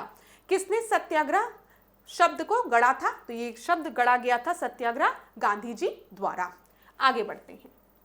गांधी के राजनीतिक संगठन में उप ठेकेदार का उपयोग करने की व्याख्या का सिद्धांत किसने प्रतिपादित किया था? तो यहां पर याद रखिएगा जूलियस ब्राउन ने। ठीक है, कौन कहा करते थे गलत साधन हमें कभी भी सही उद्देश्य तक नहीं ले जा सकता है? तो ये स्टेटमेंट गांधी जी द्वारा दिया जाता था। एंड और मीन्स की बात करते हैं ना आप लोग, तो उसकी बात की गई है कि रामराज को स्थापित करने के लिए रामराज तब तक स्थापित नहीं होगा जब तक आप राम के दिखाए हुए रास्ते पर नहीं चलें। ठीक है, सत्य और अहिंसा का पालन जब तक नहीं करेंगे तब तक आप रामराज की स्थापना नहीं कर सकते। गलत राह पर चलकर आप कभी भी रामराज की स्थापना नहीं कर सकते। ठीक है, ये याद रखिएगा, ये गांधी जी द्वारा बोला जाता था। कौन इस सिद्धांत के प्रबल समर्थक थे? जो नैतिक दृष्टिकोण से गलत है वह राजनीतिक दृष्टिकोण से कभी भी सही नहीं हो सकता है। जो नैतिक तौर पर गलत है वो कभी भी राजनीतिक दृष्टिकोण से सही नहीं हो सकता है। ये स्टेटमेंट महात्मा गांधी द्वारा दिया गया था। गांधी जी के जीवन दर्शन कार्य पद्धति पर सर्वाधिक प्रभाव किनका किनका पड़ा था? तो जॉन रस्किन का, डेविड थ्योरो का और लियो टॉलस्टॉय का, ठीक है, ये याद रखिएगा। मोहनदास करमचंद गांधी 2 दशक विदेश में रहने के बाद किस वर्ष भारत लौटे थे? 1915 में। और आप सभी को पता है हम लोग प्रवासी दिवस भी मनाते हैं। 1915 में किस महीने में महात्मा गांधी ने नक्सलवादी शासन के खिलाफ अपने सफल आंदोलन के बाद आखिरकार दक्षिण अफ्रीका से वापसी ली थी? तो 9 जनवरी 1915, ठीक है। अब पूछा गया है यहाँ पर गांधी जी के राजनीतिक गुरु किसे कहा जाता है? तो गोपाल कृष्ण गोखले को, मैंने आपको पहले भी बताया है। गोपाल कृष्ण गोखले ने महात्मा गांधी को यह सलाह दी थी कि कुछ अभी थोड़े समय बिताओ भारत में और चुपचाप पूरे भारत का भ्रमण करो, भारत को समझो कि भारत है क्या। किसी भी पॉलिटिकल पार्टी को या किसी को भी ज्वाइन करने की जरूरत नहीं है, पहले भारत को समझो। यहाँ ध्यान दीजिए, किसने महात्मा गांधी को आदेशित किया था कि वह भारत में प्रथम वर्ष खुले कान और मुंह बंद कर व्यतीत करें? तो अपने कान खुले रखो और मुंह को बंद करके रखना, ये किसने बोला था महात्मा गांधी से? तो गोपाल कृष्ण गोखले ने ये स्टेटमेंट दिया था। अब लगता है ये स्टेटमेंट कितना सही है। आप किसी भी नए जगह पर जाइए क्लास, तो आपके मन में क्या चल रहा है, ठीक है, वो मत बताइए, पहले अपना मुंह बंद करिए और कान खुले रखिए। कहाँ पर किस तरीके के लोग हैं इसको समझना बहुत ही आवश्यक है। आप किसी पर भरोसा कर रहे हैं, आप उसको अपने मन की बात बता रहे हैं, अब पता नहीं वो विश्वसनीय है कि नहीं, तो पहले इस चीज़ को समझिए, ठीक है। साथ ही साथ महात्मा गांधी को तो उन्होंने और भी उद्देश्य थे कि अभी सारे पॉलिटिकल पार्टीज का अपना अलग एजेंडा था, ठीक है। और महात्मा गांधी अब सत्य और अहिंसा की बात करते हैं क्योंकि उन्होंने इसका उपयोग कहाँ पर, दक्षिण अफ्रीका में वो करके आए हैं। उन्हें पता है कि जब हम सत्याग्रह की बात करते हैं तो इसका क्या महत्व है। तो वो महात्मा गांधी कहते भी हैं कि मैं उसी पार्टी को ज्वाइन करूंगा जो मेरे अहिंसा और सत्य पर चलेगा। ये सब चीजें हैं। चलिए आगे बढ़ते हैं। चंपारण आंदोलन, असल में क्लास में आपको बहुत सी चीज़ें आज की क्लास में इसलिए भी नहीं बता रही ताकि ये क्विक रिवीजन सीरीज़ है और आप लोग का एग्जाम बहुत ही पास आ गया है, तो अगर मैं बताने लगूंगी तो समय बहुत लग जाएगा, ठीक है। तो हम लोग अभी और क्लासेस जब करेंगे पीसीएस वाली तो वहाँ पर सारी चीज़ें आपको अच्छे से एक्सप्लेन भी कर दी जाएगी, लेकिन यहाँ पर हम प्रश्नों के माध्यम से रिविजन पर फोकस कर रहे हैं। तो जो भी पॉइंट अभी तक आपको नहीं आता है या पहली बार आप सुन रहे हैं या फिर आप बार बार भूल जा रहे हैं, उन पॉइंट्स को जरूर नोट करते हुए चलिएगा।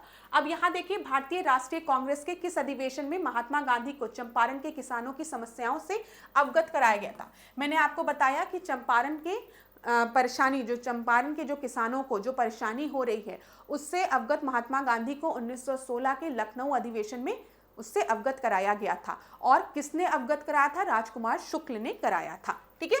यहाँ पर याद रखिएगा। साबरमती आश्रम का वास्तविक नाम क्या था? सत्याग्रह आश्रम, ठीक है। यहाँ पर ध्यान दीजिए। महात्मा गांधी ने भारत में अपना पहला जन भाषण कब दिया था? तो वो बीएचयू में 1916 में, ठीक है। जब वाराणसी में बीएचयू का उद्घाटन हो रहा था 1916 में, तब महात्मा गांधी ने पहली बार अपना जन भाषण दिया था, लोगों को से बात की थी। तो महात्मा गांधी ने कहा भी था कि इंडियन नेशनल कांग्रेस में जो चेहरे मुझे दिख रहे हैं उसमें असली भारत कहाँ है, भारत के किसान कहाँ हैं, भारत की आम जनता कहाँ है इंडियन नेशनल कांग्रेस में। तो ये स्टेटमेंट उनके द्वारा दिया भी गया था। अखिल भारतीय राजनीति में गांधी जी का पहला साहसिक कदम कौन सा था? तो चंपारण सत्याग्रह था 1917 में। यहाँ पर याद रखिएगा क्लास, सबसे पहले चंपारण आपको याद रखना है। फिर 1918 की जब हम बात करते हैं तो यहाँ पर आपको अहमदाबाद याद रखना है और फिर खेड़ा सत्याग्रह याद रखना है। अभी हम डिस्कस भी कर लेंगे प्रश्नों के माध्यम से। भारत में गांधी का प्रथम सत्याग्रह आंदोलन कौन सा था जिसमें उन्होंने सविनय अवज्ञा का प्रयोग किया था? तो वो है चंपारण सत्याग्रह, ठीक है। महात्मा गांधी ने प्रथम सत्याग्रह अभियान कहां पर चलाया था? तो वो चंपारण में चलाया था। गांधी जी ने चंपारण नामक एक छोटे से गांव में असहयोग आंदोलन शुरू किया था। चंपारण वर्तमान में कौन से भारतीय राज्य में स्थित है? तो बिहार में स्थित है। चंपारण जनपद के 3 कटिया सिस्टम में क्या था? 3 कटिया सिस्टम में क्या कहा गया था? जो 3/20 हिस्सा है उसमें नील की खेती कराई जाने की बात कही गई थी। और ये याद रखिएगा, 3 कटिया सिस्टम ऐसा नहीं था कि अभी अभी स्टार्ट हुआ था। जो चंपारण के किसान थे उन्होंने यूरोपियन ट्रेडर्स से हाथ मिला के रखा था कि हम 3/20 हिस्से में नील की खेती करेंगे, ठीक है, इंडिगो का प्लांटेशन करेंगे। लेकिन मार्केट में नील की जो डिमांड थी वो आपकी घटने लगी थी। क्यों? क्योंकि यूरोपियन डाई आ गई थी। यूरोपियन डाई आने के कारण डिमांड घटने लगी।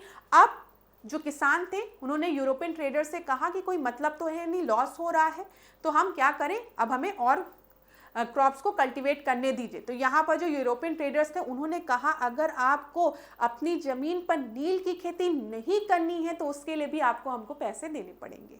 तो एक तरीके से एक्सप्लॉइट करते थे किसानों को। यहाँ देखिए गांधी जी का चंपारण आंदोलन क्या था, नील कृषकों की समस्याओं के समाधान हेतु। जल्दी जल्दी इसको रिवाइज कर लेते हैं। महात्मा गांधी के चंपारण सत्याग्रह का किसने विरोध किया था, इस क्वेश्चन को याद रखिएगा।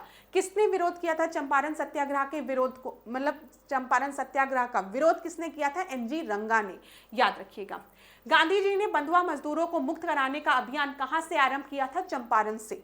ठीक है, चंपारण सत्याग्रह का अति महत्वपूर्ण पहलू क्या था, भारत के राष्ट्रीय आंदोलन में किसान असंतोष का सम्मिलित होना। देखिए ये चीज तो है ना, किसान वर्ग को इंडियन नेशनल मूवमेंट से, ठीक है, किसने जोड़ा, गांधी जी ने जोड़ा, ये आप मानेंगे।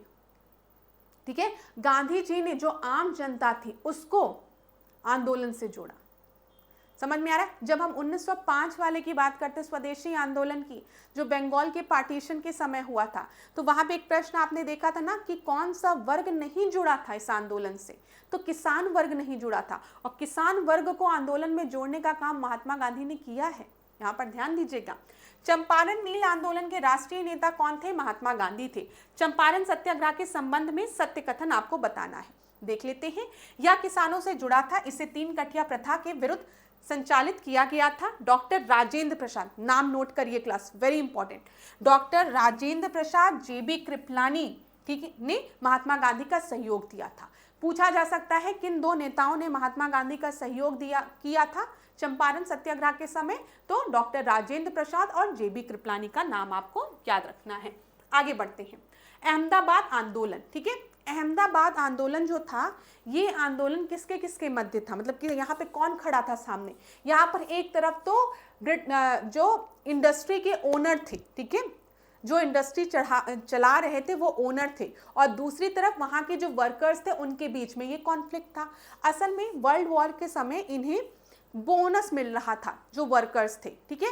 बाद में जो इंडस्ट्रियलिस्ट थे उन्होंने इस बोनस को वापस लेने की बात की, तो जो वर्कर्स थे उन्होंने कहा हमारी सैलरी बढ़ाइए तब आप।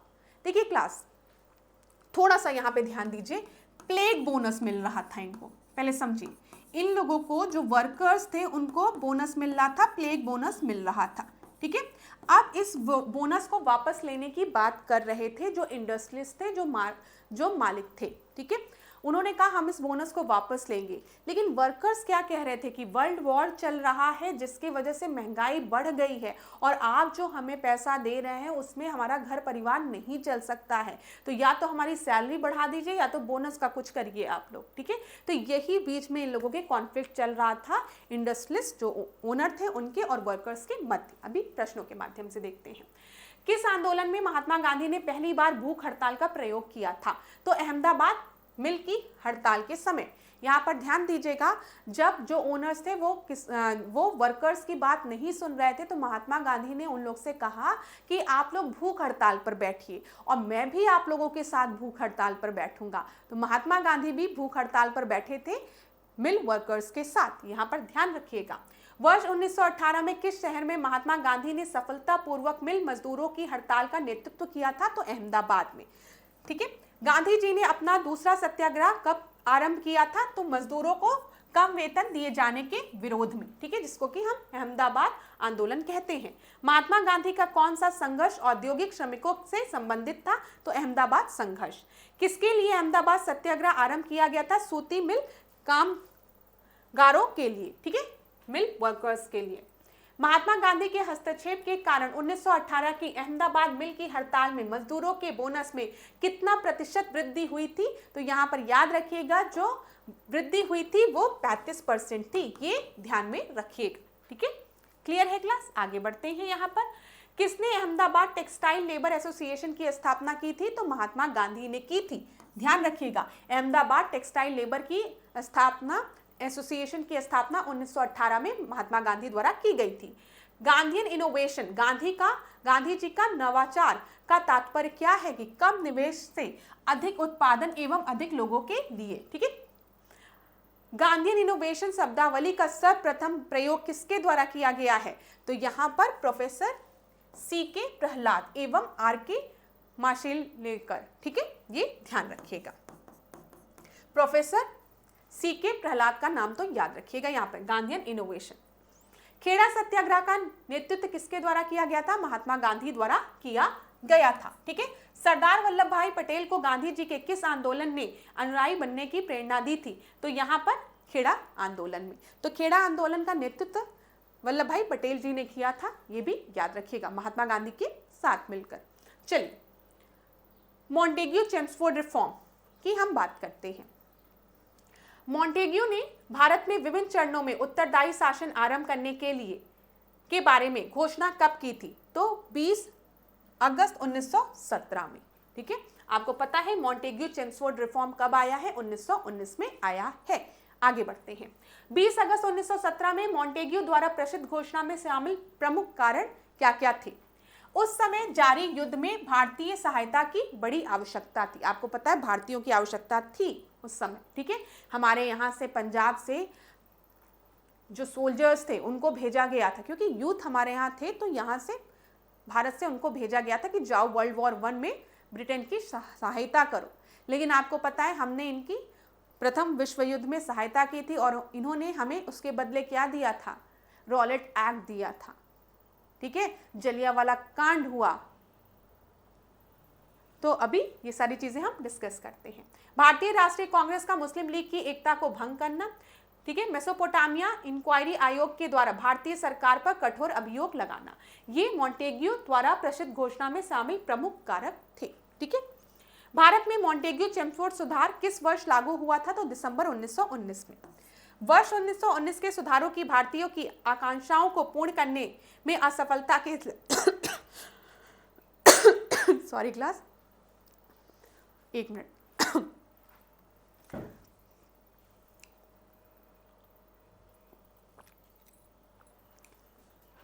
ध्यान रखिएगा, वर्ष 1919 के सुधारों की भारतीयों की आकांक्षाओं को पूर्ण करने में असफलता के साथ भारतीय राष्ट्रीय कांग्रेस से स्वराज अथवा स्वशासन हेतु आंदोलन किसके नेतृत्व में किया गया था? महात्मा गांधी के नेतृत्व में किया गया था। आगे बढ़ते हैं। रॉलेट एक्ट और जलियांवाला बाग कांड देखते हैं, उसके बाद असहयोग आंदोलन आपका प्रारंभ होगा। तो यहाँ पर देखिए 1919 की जब हम बात करते हैं तो 1919 में आपका रॉलेट एक्ट आता है, जिसे कि हम काला कानून कहते हैं, ठीक है। क्यों? क्योंकि बिना वकील बिना दलील वाला कानून था। अगर इनको लगता कि कोई भी आपका देशद्रोही है तो उसको उठाकर ये जेल में बंद कर देते, ठीक है। वो बेचारा कहता नहीं भाई हम एक आदमी है, कोई भी देशद्रोही नहीं, उससे इनको कोई फर्क नहीं पड़ता था। आप अपना वकील नहीं रख सकते हैं, आप दलील नहीं कर सकते हैं। तो एक तरीके से ये आपका क्या था? ये एक काला कानून था। समझ में आ रहा है? तो देखिए 1919 में गांधी जी ने सत्याग्रह के लिए आह्वान किया था, जिसके खिलाफ अंग्रेजों ने कौन सा अधिनियम पारित किया था? Rowlatt act. रॉलेट अधिनियम किस कमेटी की सिफारिश पर आधारित था? सेडिशन कमेटी के, ठीक है। The anarchical and revolutionary crime act के नाम से किस एक्ट को जाना जाता है? रॉलेट एक्ट को, ठीक है। रॉलेट एक्ट लाने का क्या प्रयोजन था? राष्ट्रीय एवं क्रांतिकारी गतिविधियों पर रोक लगाना, ठीक है। कोई भी राष्ट्रीय और क्रांतिकारी गतिविधियां ना हो पाए, कहीं पर भी आपको कोई भी सस्पेक्ट दिखे तो उसको उठाकर जेल में बंद कर दो। रॉलेट एक्ट को किस वर्ष पारित किया गया था? 1919 में। रॉलेट एक्ट भारत में कब लागू किया गया था? 1919 में। रॉलेट एक्ट का क्या लक्ष्य था? बिना मुकदमा चलाए बंदी बनाना और मुकदमा की सुनवाई संक्षिप्त प्रक्रिया द्वारा होना। बिना वकील बिना दलील वाला कानून बोला जाता है। रॉलेट एक्ट किस वाइसरॉय के काल में पारित हुआ था? तो 1917 1900 ये वाला समय चल रहा है ना, 1918 1919, तो कौन था? चेम्सफोर्ड था, याद रखिएगा, ठीक है। रॉलेट एक्ट समेकित रूप से क्या था? इसने राजनीतिक गतिविधियों को दबा दिया था और राजनीतिक कैदियों को बिना किसी मुकदमे के 2 वर्षों तक हिरासत में रखने की अनुमति दे दी थी। ब्रिटिश सरकार ने कुख्यात रॉलेट अधिनियम कब पारित किया था? इस अधिनियम के बिना मुकदमे के राजनीतिक नजरबंदी की अनुमति दी गई थी 1919 में, ठीक है। वही क्वेश्चन है। भारतीय स्वतंत्रता संग्राम के दौरान रॉलेट एक्ट ने किस कारण से सार्वजनिक रोष उत्पन्न किया था? इसने लोगों को बिना मुकदमा चलाए जेल भेजने के लिए अधिकृत कर दिया था। रॉलेट एक्ट का भारतीय राष्ट्रीय कांग्रेस ने विरोध किया था क्योंकि इसका लक्ष्य था व्यक्तित्व स्वतंत्रता को सीमित करना। अब आप खुद बताइए, इंसान के पास फ्रीडम ही नहीं है, आप उनका फ्रीडम ही छीन ले रहे हैं। ठीक है, इसीलिए कहा जा रहा है ना, एनार्की, अराजकता हो गई है ना, किसी के पास फ्रीडम ही नहीं है। फिर देखिए, रॉलेट एक्ट के विरोध में किसने लगान ना देने का आंदोलन चलाने का सुझाव दिया था? तो स्वामी श्रद्धानंद ने।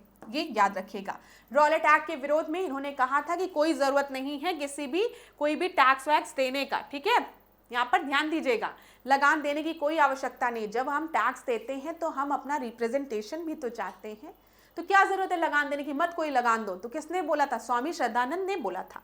अखिल भारतीय राजनीति में गांधी का पहला साहसिक कदम कौन सा था? रॉलेट सत्याग्रह था।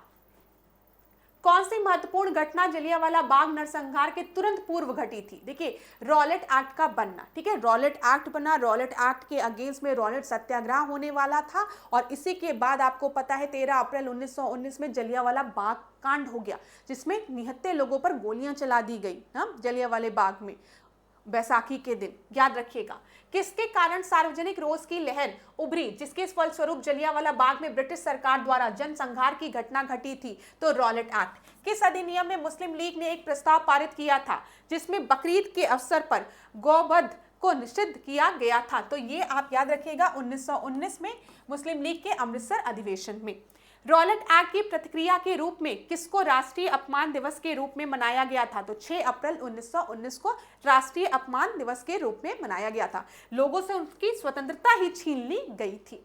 किसकी गिरफ्तारी के विरुद्ध काफी संख्या में लोग अमृतसर के जलियांवाले बाग में 13 अप्रैल 1919 को बैसाखी के दिन इकट्ठा हुए थे? तो कौन दो मेन लीडर थे जिनको अरेस्ट कर लिया गया था? तो डॉक्टर सैफुद्दीन किचलू और डॉक्टर सत्यपाल का नाम याद रखिएगा। जलियांवाला बाग नरसंहार किस गांधीवादी सत्याग्रह के संबंध में हुआ था? रॉलेट सत्याग्रह के। जलियांवाला बाग हत्याकांड कब हुआ था? 13 अप्रैल 1919 को। जलियांवाला बाग का सामूहिक हत्याकांड कहां पर हुआ था? तो ये अमृतसर, पंजाब में हुआ था। जलियांवाला बाग हत्याकांड का आदेश किसने दिया था? किसने ये कराया था? तो यहाँ पर माइकल ओ डायर ने गोलियां चलाई थी ना। किस त्योहार के दिन जलियांवाला बाग हत्याकांड हुआ था? बैसाखी के दिन।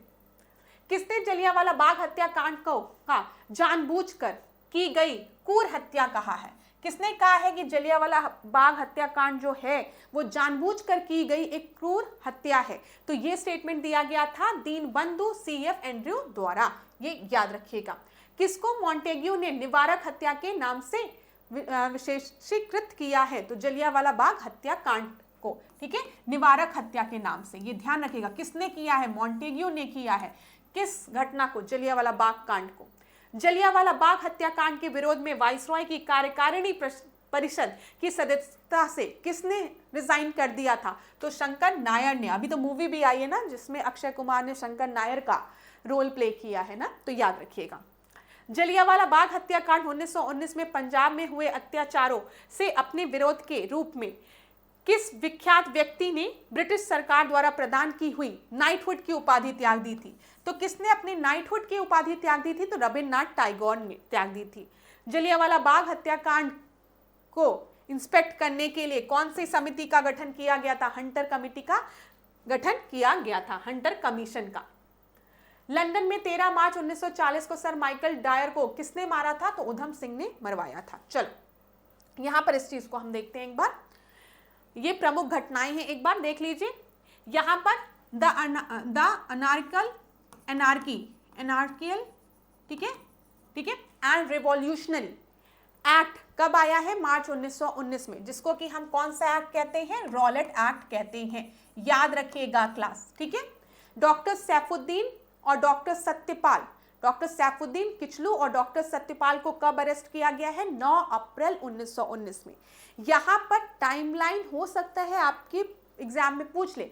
अब आप खुद सोचो, आपको पता है कि रॉलेट एक्ट 1919 में आया है, डॉक्टर सैफुद्दीन किचलू और सत्यपाल को अरेस्ट 1919 में किया गया, जलियांवाला बाग कांड 1919 में हुआ है, मॉन्टेग्यू चेम्सफोर्ड रिफॉर्म 1919 में आया है।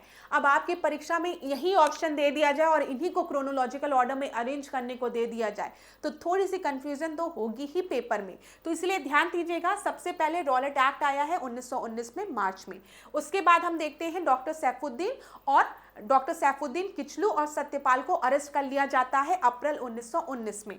ठीक है, जलियांवाला बाग कांड जो है वो ठीक 4 दिन बाद 13 अप्रैल 1919 को होता है। रविन्द्रनाथ टैगोर जो है वो 30 मई 1919 में अपने नाइटहुड की उपाधि को त्याग देते हैं। मॉन्टेग्यू चेम्सफोर्ड रिफॉर्म जो है 1919 में आया। इसके बाद कांग्रेस का अमृतसर अधिवेशन कब हुआ है? दिसंबर में हुआ है 1919 में, याद रखिएगा। सर माइकल ओ डायर का यहाँ पे इनको मत इंक्लूड करिए, ज्यादातर स्टूडेंट यहाँ पर कंफ्यूज हो जाते हैं, ये ध्यान रखिएगा, ये गलत है। ठीक है, डायर जिनको इन्होंने उधम सिंह ने मारा था 1940 में, वो डायर दूसरे हैं। ठीक है, यहाँ पर बस आप इतना याद रखिए, ये इंपॉर्टेंट है, ये इसको आप यहाँ से हटा सकते हैं क्योंकि वो डायर दूसरे थे, ये याद रखिएगा। अगर आपने मूवी भी देखी है, कौन सी मूवी थी ये? केसरी 2 ना, जिसमें अक्षय कुमार ने काम किया है, उसमें दिखाया भी गया है कि डायर की जो मृत्यु है वो डिजीज के कारण, बीमारी के कारण होती है। ठीक है, तो यहाँ पर ये याद रखिएगा आप लोग। ठीक है, वो दूसरा डायर था जिसको उधम सिंह ने मारा था। चलिए आगे देखते हैं, किसकी मृत्यु पर महात्मा गांधी ने कहा था उनकी मृत्यु ने मुझे विधुर बना दिया है? तो ये मगन लाल गांधी जी की मृत्यु पर कहा था। महात्मा गांधी अहिंसात्मक कृति के सौम्य पैगंबर थे, या किसने कहा है? लैरी कालिस ने। ठीक है, आगामी पीढ़ियां शायद ही विश्वास करें कि ऐसा रक्त मांस का मानव कभी पृथ्वी पर अवतरित हुआ था। महात्मा गांधी के बारे में ये किसके द्वारा स्टेटमेंट दिया गया है कि इस तरीके का, इस पर्सनालिटी का भी कोई इंसान हुआ करता था? ये स्टेटमेंट एल्बर्ट आइंस्टीन द्वारा महात्मा गांधी के लिए दिया गया है, याद रखिएगा। पुस्तक at the feet of Mahatma Gandhi के लेखक कौन है? डॉक्टर राजेंद्र प्रसाद। किस आंदोलन से महात्मा गांधी जी संबंधित थे? तो आपको पता है, खेड़ा सत्याग्रह, अहमदाबाद, फिर उसके बाद चंपारण, ठीक है, फिर आप असहयोग आंदोलन, सविनय अवज्ञा आंदोलन, ठीक है, फिर हम लोग क्विट इंडिया मूवमेंट, तो वो अभी हम डिस्कस करेंगे। आगे बढ़ते हैं। किसका नेतृत्व महात्मा गांधी ने नहीं किया था? तो स्वदेशी आंदोलन में महात्मा गांधी नहीं थे, बारदौली सत्याग्रह में भी महात्मा गांधी नहीं थे। ठीक है, डायरेक्ट उस समय तो थे ही नहीं, 1905 में, आपको पता ही है। चलिए, किस सत्याग्रह आंदोलन में गांधी जी ने प्रत्यक्ष रूप से भाग नहीं लिया था? प्रत्यक्ष रूप से भाग नहीं लिया था, तो याद रखिएगा वाइकोम सत्याग्रह में। ठीक है, स्वाधीनता आंदोलन के दौरान महात्मा गांधी के करीबी अंग्रेज मित्र कौन थे? तो ये आपके CF एंड्रयू थे, जिनको कि दीनबंधु नाम से भी जाना जाता है। गांधी के संदर्भ में सत्य कथन कौन सा है? जाति विहीन अछूतों की दशा में सुधार के लिए कठोर संघर्ष किया, असहयोग आंदोलन शुरू किया और फिर सविनय अवज्ञा आंदोलन भी शुरू किया। आगे बढ़ते हैं। कांग्रेस के किस अधिवेशन तक गांधी जी की आत्मकथा लिखी गई? तो नागपुर अधिवेशन 1920। कांग्रेस के किस अधिवेशन तक गांधी जी की आत्मकथा लिखी गई? तो नागपुर अधिवेशन 1920। ठीक है, माई एक्सपेरिमेंट विथ ट्रुथ के लेखक कौन है? महात्मा गांधी हैं। महात्मा गांधी ने अपनी आत्मकथा मूल रूप से किस भाषा में लिखी थी? तो गुजराती में लिखी थी।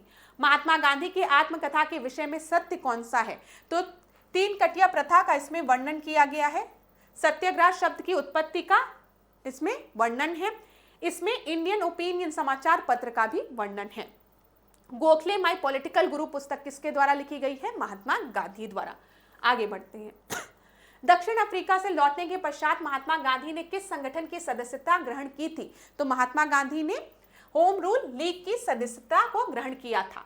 किस लेखक ने महात्मा गांधी की प्रोफेशनल रीडर्स की संज्ञा दी थी? किसने दिया था महात्मा गांधी को? तो मार्टिन ग्रीन ने।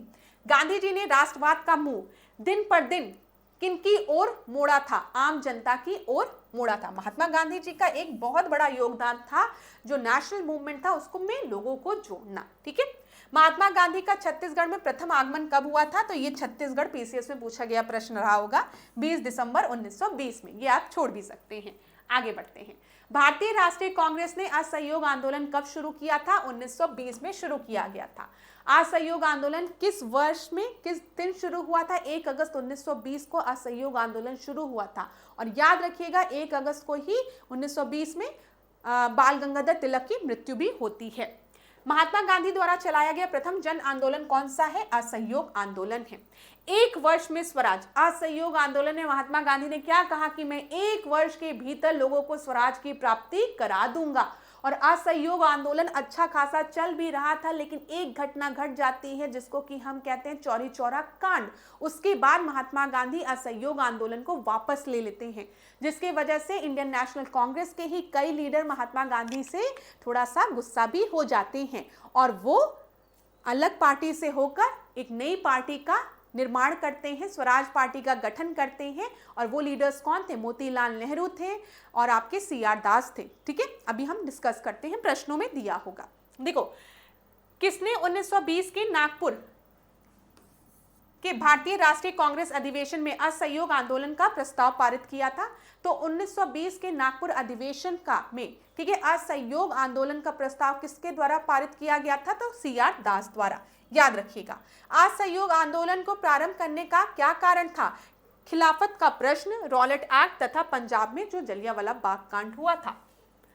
किसने असहयोग आंदोलन के प्रस्ताव को लिखा था? तो महात्मा गांधी द्वारा इसको लिखा गया था।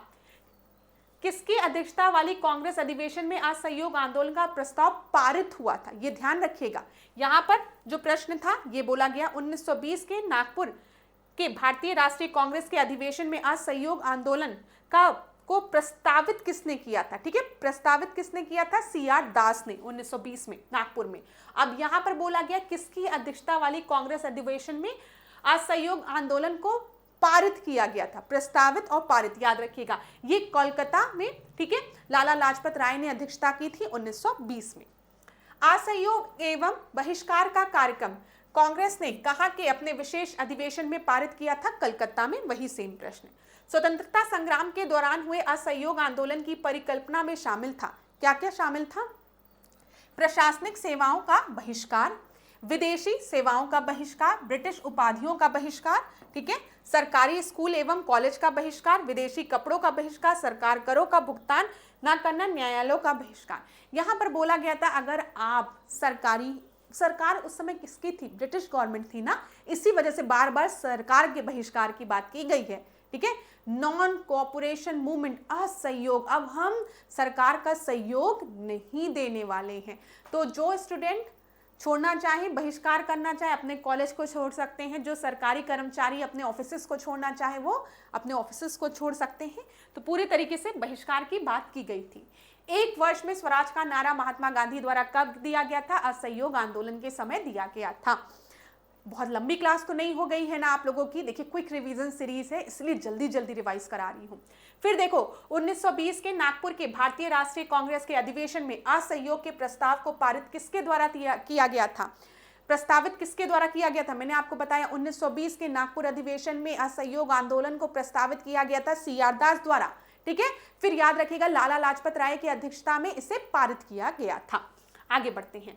असहयोग आंदोलन को प्रारंभ करने का कारण क्या था? खिलाफत आंदोलन का, ये मैंने आपको बता दिया, रॉलेट एक्ट भी आया था, उसके विरुद्ध भी जलियांवाला बाग कांड भी हुआ था। किसने असहयोग आंदोलन के प्रस्ताव को लिखा था? महात्मा गांधी ने, ये डिस्कस किया गया। किसकी अध्यक्षता में असहयोग आंदोलन आपका पारित हुआ था? लाला लाजपत राय की अध्यक्षता में कलकत्ता में 1920 में। चलो आगे बढ़ो। ब्रिटिश सरकार ने महात्मा गांधी को कौन सी उपाधि दी थी जिसे उन्होंने असहयोग आंदोलन के समय वापस कर दी थी?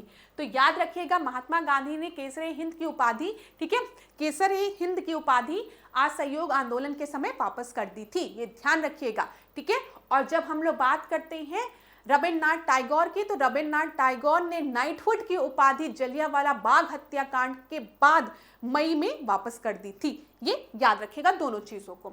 असहयोग आंदोलन के दौरान किसने अपनी वकालत छोड़ दी थी? तो यहाँ पर चित्तरंजन दास ने, मोतीलाल नेहरू ने और वल्लभ भाई पटेल ने, तीनों ने अपनी वकालत छोड़ दी थी। ठीक है, किसने असहयोग आंदोलन को समर्थन दिया परंतु इसके परिणाम को नहीं देख पाए? तो वो आपके कौन थे? बाल गंगाधर तिलक नहीं देख पाए। महात्मा गांधी के साथ मुसलमानों में किसने बाल गंगाधर तिलक की अर्थी उठाई थी, ये तो पीसीएस में पूछा गया प्रश्न है, तो शौकत अली ने, याद रखिएगा। तिलक की मृत्यु पर किसने कहा था मेरा सबसे मजबूत बचाव चला गया, तो वो महात्मा गांधी थे। आगे बढ़ते हैं। किस क्षेत्र में राहुल सांकृत्यायन 1920 के असहयोग आंदोलन में सक्रिय थे, तो ये छपरा में, ये भी आपका बिहार में पूछा गया प्रश्न है। असहयोग आंदोलन के दौरान बिहार में कृषकों का नेतृत्व किसने किया था, स्वामी विद्यानंद ने किया था, ये भी बिहार में पूछा गया प्रश्न है। किसने असहयोग आंदोलन विरोधी सभा की स्थापना की थी, तो पुरुषोत्तम दास ठाकुर दास, ठीक है, जमुना दास, फिर कावसजी जहांगीर और पी सेठन ना, ठीक है, ये आप छोड़ सकते हैं, हमको लगता है ये बिहार के प्रश्न है तो नहीं पूछा जाएगा आपकी परीक्षा में, लेकिन बिहार वाले भाई ध्यान से पढ़ लेना। अब ये मत कहना कि मैम ने छुड़वा दिया, आप लोग पढ़ लीजिएगा, लेकिन आरओ एआरओ में नहीं पूछेगा। चलिए, असहयोग आंदोलन के दौरान विदेशी वस्त्रों के जलाए जाने पर किसने महात्मा गांधी को लिखा था, यह निष्ठुर बर्बादी है, तो ये रविन्द्रनाथ टैगोर ने लिखा था, ठीक है। किसने कहा था विदेशी वस्त्रों की बर्बादी ही उनके साथ सर्वोत्तम व्यवहार है, तो ये महात्मा गांधी द्वारा कहा गया था। ध्यान दीजिए क्लास, आपने देखा होगा कि जब हम रविन्द्रनाथ टैगोर की बात कर रहे हैं तो उस समय भी कहीं ना कहीं मतलब बर्बाद नहीं करना चाहते थे वो असहयोग आंदोलन में भी कहते हैं कि वस्त्रों को जलाना एक निष्ठुर बर्बादी है। और हमने पहले भी पढ़ा है कि जब स्वदेशी आंदोलन की बात होती है तो वो वहाँ पर भी थोड़ा सा उसके मतलब फेवर में उतना नहीं रहते हैं। 1921-22 के असहयोग आंदोलन का मुख्य प्रतिफल था हिंदू मुस्लिम एकता, ठीक है। अब देखिए कौन सी संस्था जो है वो आपकी स्थापित हुई है असहयोग आंदोलन के समय, ये इंपॉर्टेंट है। काशी विद्यापीठ का गठन 1920 में हुआ है, गुजरात विद्यापीठ और जामिया विद्यापीठ, ठीक है, जामिया मिलिया, ठीक है, ये याद रखिएगा। यहाँ पर काशी विद्यापीठ, ठीक है, फिर उसके बाद गुजरात विद्यापीठ याद रखिएगा और जामिया मिलिया याद रखिएगा, इन सब का गठन 1920 में हुआ है। असहयोग आंदोलन के दौरान किसने पटना कॉलेज छोड़ा, ये भी आपका बिहार का पूछा गया प्रश्न है, जयप्रकाश नारायण ने छोड़ दिया था। महात्मा गांधी के संबंध में सही तथ्य कौन सा है, 1920 में उन्होंने असहयोग आंदोलन प्रारंभ किया था, एकदम सही है। उन्होंने ग्राम उद्योग संघ प्रारंभ किया था, ये भी सही है। असहयोग आंदोलन के दौरान नेशनल कॉलेज कलकत्ता का प्राचार्य कौन था, तो बताइए, ठीक है, यहाँ पे आपका है एससी बोस, ठीक है, सुभाष चंद्र बोस, ध्यान रखिएगा। क्लियर है क्लास, आगे बढ़ते हैं। असहयोग आंदोलन आपका कब समाप्त हुआ था, 12 फरवरी 1922 में, ठीक है। किस आंदोलन के वापस लेने पर सुभाष चंद्र बोस ने कहा था या तो असफलता को स्वीकार करना हुआ, तो ये असहयोग आंदोलन के संदर्भ में सुभाष चंद्र बोस ने कहा था।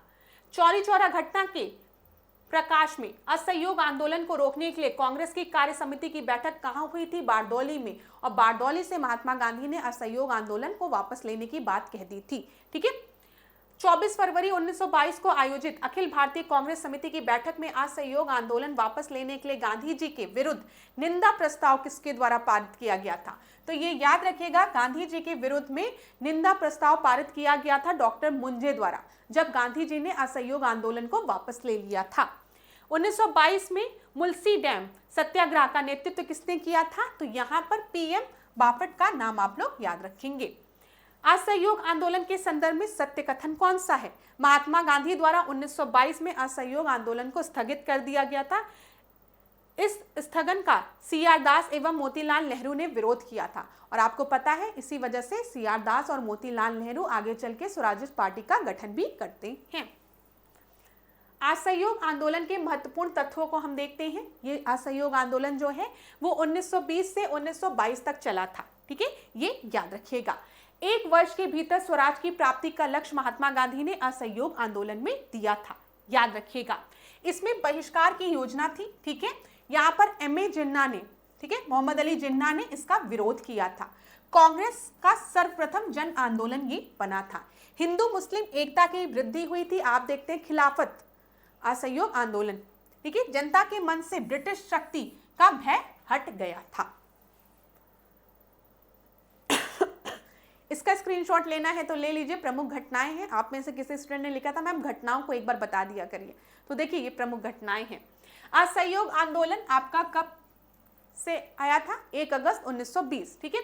बाल गंगाधर तिलक की मृत्यु कब हुई है, 1 अगस्त 1920 को। असहयोग प्रस्तावित कब हुआ है? सितंबर 1920 में कलकत्ता से, ठीक है, लाला लाजपत राय की अध्यक्षता में। असहयोग प्रस्ताव का अनुसमर्थन दिसंबर 1920 नागपुर में, याद रखिएगा। गुजरात विद्यापीठ अहमदाबाद, इन सब का गठन कब हुआ है? तो ये याद रखिएगा 1920 में। जामिया मिलिया इस्लामिया अलीगढ़ 1920 में। काशी विद्यापीठ बनारस 1920 में, याद रखिएगा। चौरी चौरा में पुलिस को जिंदा जला दिया गया था, कब?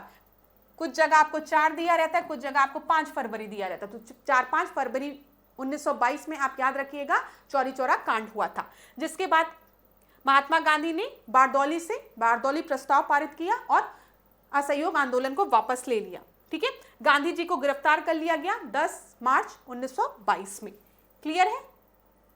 चलो, अब मैंने आपको बताया जब महात्मा गांधी ने असहयोग आंदोलन को वापस ले लिया तो जो इंडियन नेशनल कांग्रेस थी उसमें एक बार फिर फूट पड़ी। यहाँ पर प्रो चेंजर्स थे, नो चेंजर्स थे। प्रो चेंजर्स वो थे कि जो अब असहयोग आंदोलन में जो पॉलिसीज थी, जो बायकॉट करने की बात की गई थी कि हम असेंबली को बायकॉट कर देंगे, काउंसिल को बायकॉट कर देंगे, ऑफिस को बायकॉट कर देंगे, ठीक है, सब चीज़ों का बहिष्कार कर देंगे। उन्होंने कहा नहीं, अब हम क्या करेंगे, अब हम काउंसिल में, असेंबली में बैठेंगे अपने पार्टी के थ्रू, ठीक है, और अपनी अब बात को हम असेंबली में रखेंगे, ठीक है। इसके लिए पार्टी का गठन किया गया और वो आपकी स्वराजिस्ट पार्टी थी जिसमें सबसे ज्यादा योगदान मोतीलाल नेहरू और CR दास का था, याद रखिएगा 1923 में। चलो प्रश्नों को देख लेते हैं। स्वराज पार्टी का गठन किसकी असफलता के बाद हुआ था? असहयोग आंदोलन के, ठीक है। फिर उसके बाद देखिएगा भारत में स्वराज पार्टी की स्थापना किन कारणों से हुई थी? काउंसिलों में प्रवेश कर उन्हें काम न करने देकर और 1919 के भारत शासन अधिनियम का उच्छेदन करना, ठीक है। मतलब काउंसिल में हमें अब काउंसिल में घुसना है और अपनी बातों को रखना है, ठीक है, इसीलिए पार्टी का गठन हुआ था। आगे बढ़ते हैं। किसने स्वराज पार्टी निर्माण करने के लिए कांग्रेस के अध्यक्ष पद से त्यागपत्र दिया था? तो वो कौन थे? वो CR दास थे। उन्होंने गया अधिवेशन 1922 में CR दास ने अपने पद से इस्तीफा दे दिया था। असहयोग आंदोलन की असफलता बाद किसके नेतृत्व में कांग्रेसियों ने स्वराज दल का निर्माण किया, स्वराज पार्टी का गठन किया? तो CR दास के। किन लोगों ने 16 दिसंबर 1922 को इंडिपेंडेंस पार्टी बनने का निर्णय लिया? मदन मोहन मालवीय, मोतीलाल नेहरू ने, ठीक है। 1923 में स्वराज पार्टी का गठन किसने किया? CR दास ने और मोतीलाल नेहरू ने। स्वराज पार्टी की स्थापना कब हुई थी? 1923 में हुई थी। आगे बढ़ते हैं। स्वराज पार्टी से संबंधित प्रमुख नेता कौन कौन थे? तो CR दास थे, मोतीलाल नेहरू थे, श्रीनिवास अयंगर थे, याद रखिएगा, और विट्ठल भाई पटेल थे, और NC केलकर का भी नाम याद रखिएगा। ये कुछ प्रमुख नेता थे जो कि स्वराज पार्टी से आपके जुड़े हुए थे। स्वराज आम जनता के लिए होना चाहिए, केवल वर्गों के लिए नहीं। ये प्रसिद्ध सूत्र की घोषणा किसके द्वारा की गई थी? जो स्वराज है वो देखिए ये आम लोगों के लिए होना चाहिए, जनता के लिए होना चाहिए, ना कि एक पर्टिकुलर वर्ग के लिए। तो ये स्टेटमेंट दिया गया था CR दास द्वारा। देश बंधु के नाम से हम किसको जानते हैं? चित्तरंजन दास को जानते हैं, CR दास को जानते हैं। सुभाष चंद्र बोस के राजनीतिक गुरु कौन थे? अभी तक महात्मा गांधी के पॉलिटिकल गुरु की जब हम बात करते हैं तो हम लोग गोपाल कृष्ण गोखले की बात करते हैं। अब सुभाष चंद्र बोस के पॉलिटिकल गुरु कौन थे? CR दास थे, याद रखिएगा। कांग्रेस के 1922 से 23 में स्वराज ग्रुप में कौन शामिल था? तो CR दास शामिल थे, मोतीलाल नेहरू शामिल थे और हकीम अजमल खान शामिल थे। स्वतंत्रता पूर्व भारत में किसने केंद्रीय विधानसभा में स्वराज दल का समर्थन किया था? तो MA जिन्ना ने किया था, ये याद रखिएगा। बिहार में स्वराज दल का गठन किसके द्वारा किया गया था? श्री कृष्ण सिंह द्वारा किया गया था। 1923 के विधान परिषद चुनाव में स्वराज पार्टी ने कहां पर बहुमत हासिल की थी? तो मध्य प्रांत में, सेंट्रल प्रोविंस में उन्होंने बहुमत हासिल की थी। सेंट्रल लेजिस्लेटिव असेंबली का प्रथम भारतीय अध्यक्ष स्पीकर कौन बना था? तो प्रथम, ये स्वराज पार्टी की अचीवमेंट भी थी, याद रखिएगा। तो पहली बार भारतीय अध्यक्ष स्पीकर सेंट्रल लेजिस्लेटिव असेंबली का विट्ठल भाई पटेल बने थे, याद रखिएगा, परीक्षा के लिए महत्वपूर्ण है। CR दास की मृत्यु के बाद स्वराज पार्टी का अनेक दलों में विभाजन हो गया और प्रतिक्रियावादी दल ने किसके लिए कार्य किया? ब्रिटिश सरकार के साथ सहयोग करके हिंदू हितों की रक्षा के लिए। प्रमुख घटनाएं देख लीजिए अभी तक की। हम लोग ने 1916 में बात किया कि लखनऊ पैक्ट साइन हुआ, ठीक है। फिर यहाँ याद रखिएगा रॉलेट एक्ट आया 1919 में ही, ठीक है। 1919 में रॉलेट एक्ट आया, 1919 में ही जलियांवाला बाग कांड हुआ। फिर बाल गंगाधर तिलक की मृत्यु 1 अगस्त 1920 को हुई, ठीक है। इन इंडिपेंडेंट पार्टी बनने का निर्णय 1922 16 दिसंबर 1922 को लिया गया। स्वराज पार्टी का गठन 1923 में हुआ। अब यहां पर ध्यान दीजिएगा, सेंट्रल लेजिस्लेटिव असेंबली में पहली बार कोई आपके भारतीय स्पीकर बने थे विट्ठल भाई पटेल। ये कब हुआ था? 1925 में। और इससे स्वराज पार्टी का एक बहुत बड़ा क्या माना जाता है? अचीवमेंट मानी जाती है। ठीक है क्लास, चलिए साइमन कमीशन, ठीक है, साइमन कमीशन को डिस्कस करते हैं। इसके बाद आज के सेशन को यहीं पे रखेंगे। फिर कल हम लोग किसी नए सब्जेक्ट को पढ़ें या फिर इसी को कंटिन्यू रखें, मुझे कमेंट बॉक्स में बताइएगा। हमें रिवीजन करना है, जल्दी से जल्दी ज़्यादा से ज़्यादा पॉइंट्स को रिवाइज करना है। ठीक है, अब देखो साइमन कमीशन, आप सभी को पता है साइमन कमीशन का विरोध किया गया। क्यों किया गया साइमन कमीशन का विरोध? क्योंकि इसमें कोई भी भारतीय शामिल नहीं थे। ठीक है, साइमन कमीशन क्यों आया था? जो मॉन्टेग्यू चेम्सफोर्ड रिफॉर्म आया था 1919 में, उसी में बोला गया था कि 10 साल बाद एक कमीशन आएगा जो कि इन रिफॉर्म्स को फिर से रीचेक करेगा या स्क्रूटनाइज करेगा या किसी भी तरीके की जो चेंजेस करने हैं वो करेगा। ठीक है, अब आप बताइए, साइमन कमीशन में कोई भी भारतीय नहीं शामिल थे और आप हमारे से ही रिलेटेड संवैधानिक उसकी बात कर रहे हैं, तो ऐसा तो नहीं होना चाहिए। तो इसीलिए साइमन कमीशन का विरोध सबने किया था। ठीक है, और इसी के चलते लाला लाजपत राय को लाठी भी लग गई थी और उनकी मृत्यु भी हो जाती है। जब साइमन कमीशन भारत आया था और भारतीयों ने इसका विरोध किया था, तो यहाँ पर भारतीयों को चैलेंज दिया गया था ब्रिकेनफील्ड द्वारा ब्रिकेनहेड द्वारा, ठीक है, कि अगर आप लोग इतने योग्य हैं तो क्यों नहीं आप खुद अपनी एक रिपोर्ट बना लेते।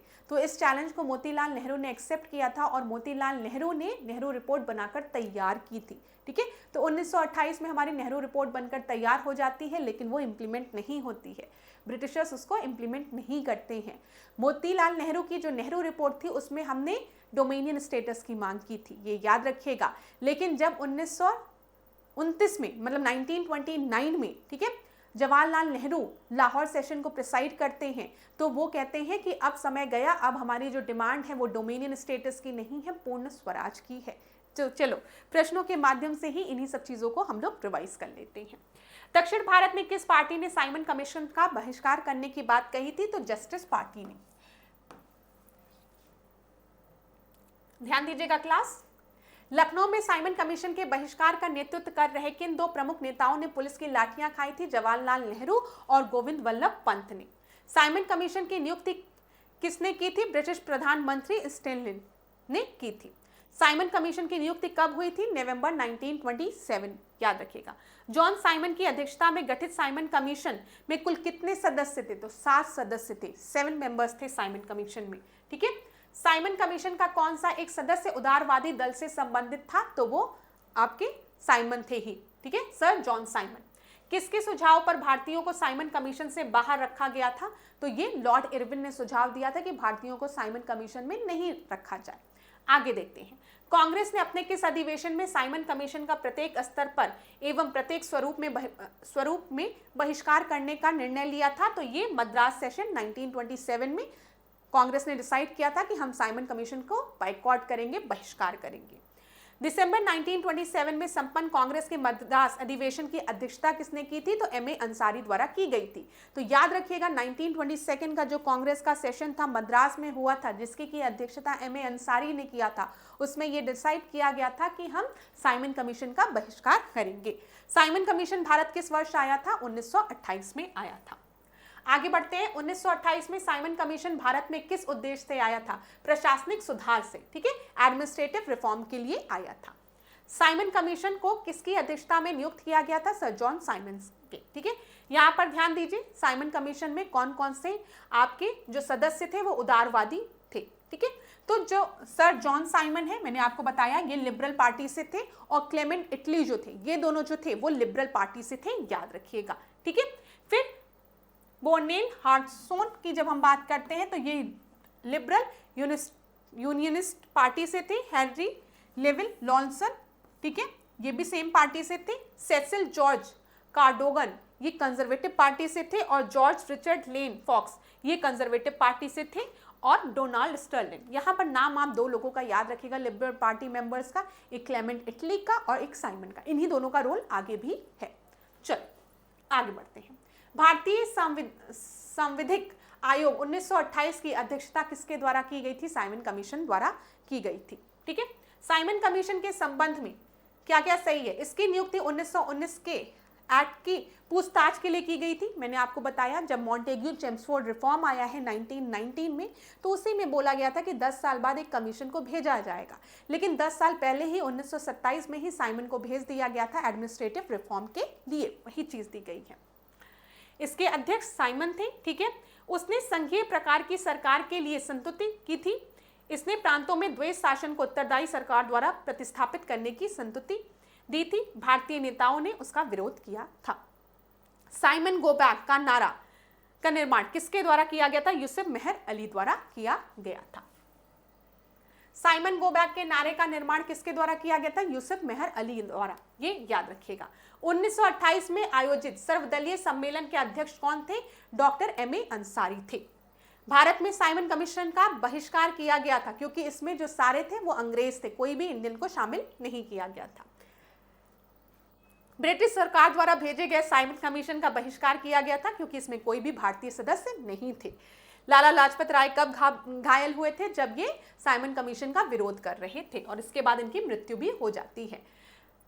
किसने ये बोला था कि मेरे ऊपर किए गए एक एक लाठी का प्रहार ब्रिटिश सरकार के ताबूत की आखिरी कील साबित होगी? मेरे ऊपर जितनी मुझे लाठियां पड़ी हैं ना, उतनी ही ताबूत में कील लगेगी ब्रिटिश सरकार के कफन, मतलब उसमें ताबूत में। तो ये स्टेटमेंट लाला लाजपत राय द्वारा दिया गया था। साइमन कमीशन के विरोध में लाहौर में हुए लाठी प्रहार के कारण चोट लगने से लाला लाजपत राय की मृत्यु कब हो गई थी? 17 नवंबर 1928 में।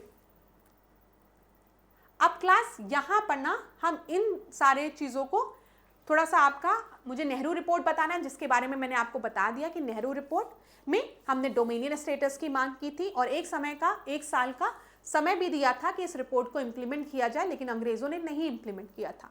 उसके बाद 1929 दिसंबर में लाहौर सेशन होता है जिसकी अध्यक्षता जवाहरलाल नेहरू करते हैं, जिसमें हम पूर्ण स्वराज की मांग करते हैं और आने वाले 26 जनवरी 1930 को हम पूर्ण स्वराज दिवस के रूप में मनाने की बात करते हैं। तो ये इससे रिलेटेड सारे प्रश्नों को हम नेक्स्ट क्लास में कंटिन्यू करेंगे। आज के सेशन को यहीं पे एंड करते हैं। तो thank you so much class. बस आप मुझे बताइएगा ये जो क्विक रिवीजन सीरीज है ये आपके लिए हेल्पफुल है कि नहीं, क्योंकि मेरा पूरा मतलब जितनी भी मेहनत लग रही है बस इसी पर है कि कम समय पे ज़्यादा से ज़्यादा आपका रिवीजन मैं करा सकूं। और आप तो इन लेक्चर्स को अपने स्पीड के अनुसार देख सकते हैं। अगर आप चाहें तो 1.75 इंटू 2 करके भी देख सकते हैं। वैसे मैं खुद तेज बोलती हूँ, ये मुझे पता है, ठीक है। मैं बहुत स्लो नहीं पढ़ाती हूँ, मैं जल्दी जल्दी ही बोलती हूँ। लेकिन अगर आप मेरी स्पीड को और जल्दी बढ़ा के देखेंगे तो इन लेक्चर्स को आप और कम समय पे कवर कर पाएंगे, ठीक है। लेकिन जो भी पॉइंट्स आपको नहीं याद है, एक्स्ट्रा बताए जा रहे हैं इन लेक्चर्स में, उन पॉइंट्स को आप लोग ज़रूर नोट कर लीजिएगा। अब आज के सेशन को यहीं पे एंड करेंगे। आने वाली क्लासेस में आप मुझे बताइए कि और किन सब्जेक्ट्स को कवर किया जाए। आप में से किसी ने कहा है मैम टाइमलाइन बताने को, तो एक बार सारी चीज़ पढ़ा दो तो लास्ट में तुरंत टाइमलाइन का रिवीजन भी करा दूंगी। दूसरी चीज़ वॉर वाला जो है वो मैं ज़रूर करूंगी क्विक रिवीजन सीरीज के थ्रू, कि कौन कौन सी वॉर हुई थी वो मैं आपको बता दूंगी, ठीक है। और कौन कौन से टॉपिक्स को कवर करना है ये आप लोग मुझे कमेंट बॉक्स में बताएंगे। तो thank you so much class. अगर सेशन अच्छा लगा हो तो वीडियो को लाइक करिए, दोस्तों के साथ शेयर ज़रूर करिएगा, ठीक है। और अंत में जाते जाते आपकी मैम आपसे बस एक बात कहेंगी कि सबसे पहले खुद पर भरोसा करना सीख जाओ, अहंकार नहीं, दोनों में अंतर है। अहंकार खुद पर नहीं करना है आपको, लेकिन आपको खुद पर भरोसा करना पड़ेगा, ठीक है। अपने पर भरोसा करिए, मेहनत करिए, परिश्रम करिए, ठीक है, और एकदम सही डायरेक्शन में, और अपने ईश्वर पर विश्वास रखिए, माता पिता के आशीर्वाद पर विश्वास रखिए, अपने प्रियजनों के आशीर्वाद पर विश्वास रखिए। आप जीवन में बहुत आगे जाएंगे, ज़रूर सफलता आपको मिलेगी। इसी के साथ आज के सेशन को यहीं पर एंड करते हैं। खूब पढ़िए, खूब आगे बढ़िए क्लास, और खुद पर भरोसा रखिए। खुद पर भरोसा रखना अहंकार का हिस्सा नहीं होता है। खाली ये कहना कि मैं ही क्वालिफाई कर सकता हूँ ये गलत है, लेकिन खुद पर भरोसा कि मैं भी क्वालिफाई कर सकता हूँ ये आपका खुद पर भरोसा है, ठीक है। तो इस भरोसे के साथ अपने पढ़ाई को कंटिन्यू रखिए और अपने ईश्वर को प्रणाम करके, जिसको भी आप मानते हैं, उसको प्रणाम करके आगे बढ़िए जीवन में और खूब सकारात्मक ऊर्जा से अपने जीवन को भरिए और खूब परिश्रम करिए, क्योंकि अब तो परीक्षा पास आ गई है। कहीं पर भी कोई भी दिक्कत होती है हमें ज़रूर बताइए, पूरी डिकोड एग्जाम की टीम आपके साथ बनी हुई है। धन्यवाद क्लास, इसी तरीके से मेरे साथ ऐश्वर्या सिंह के साथ डिकोड एग्जाम के साथ बने रहिए। Thank you. खूब पढ़िए, खूब आगे बढ़िए।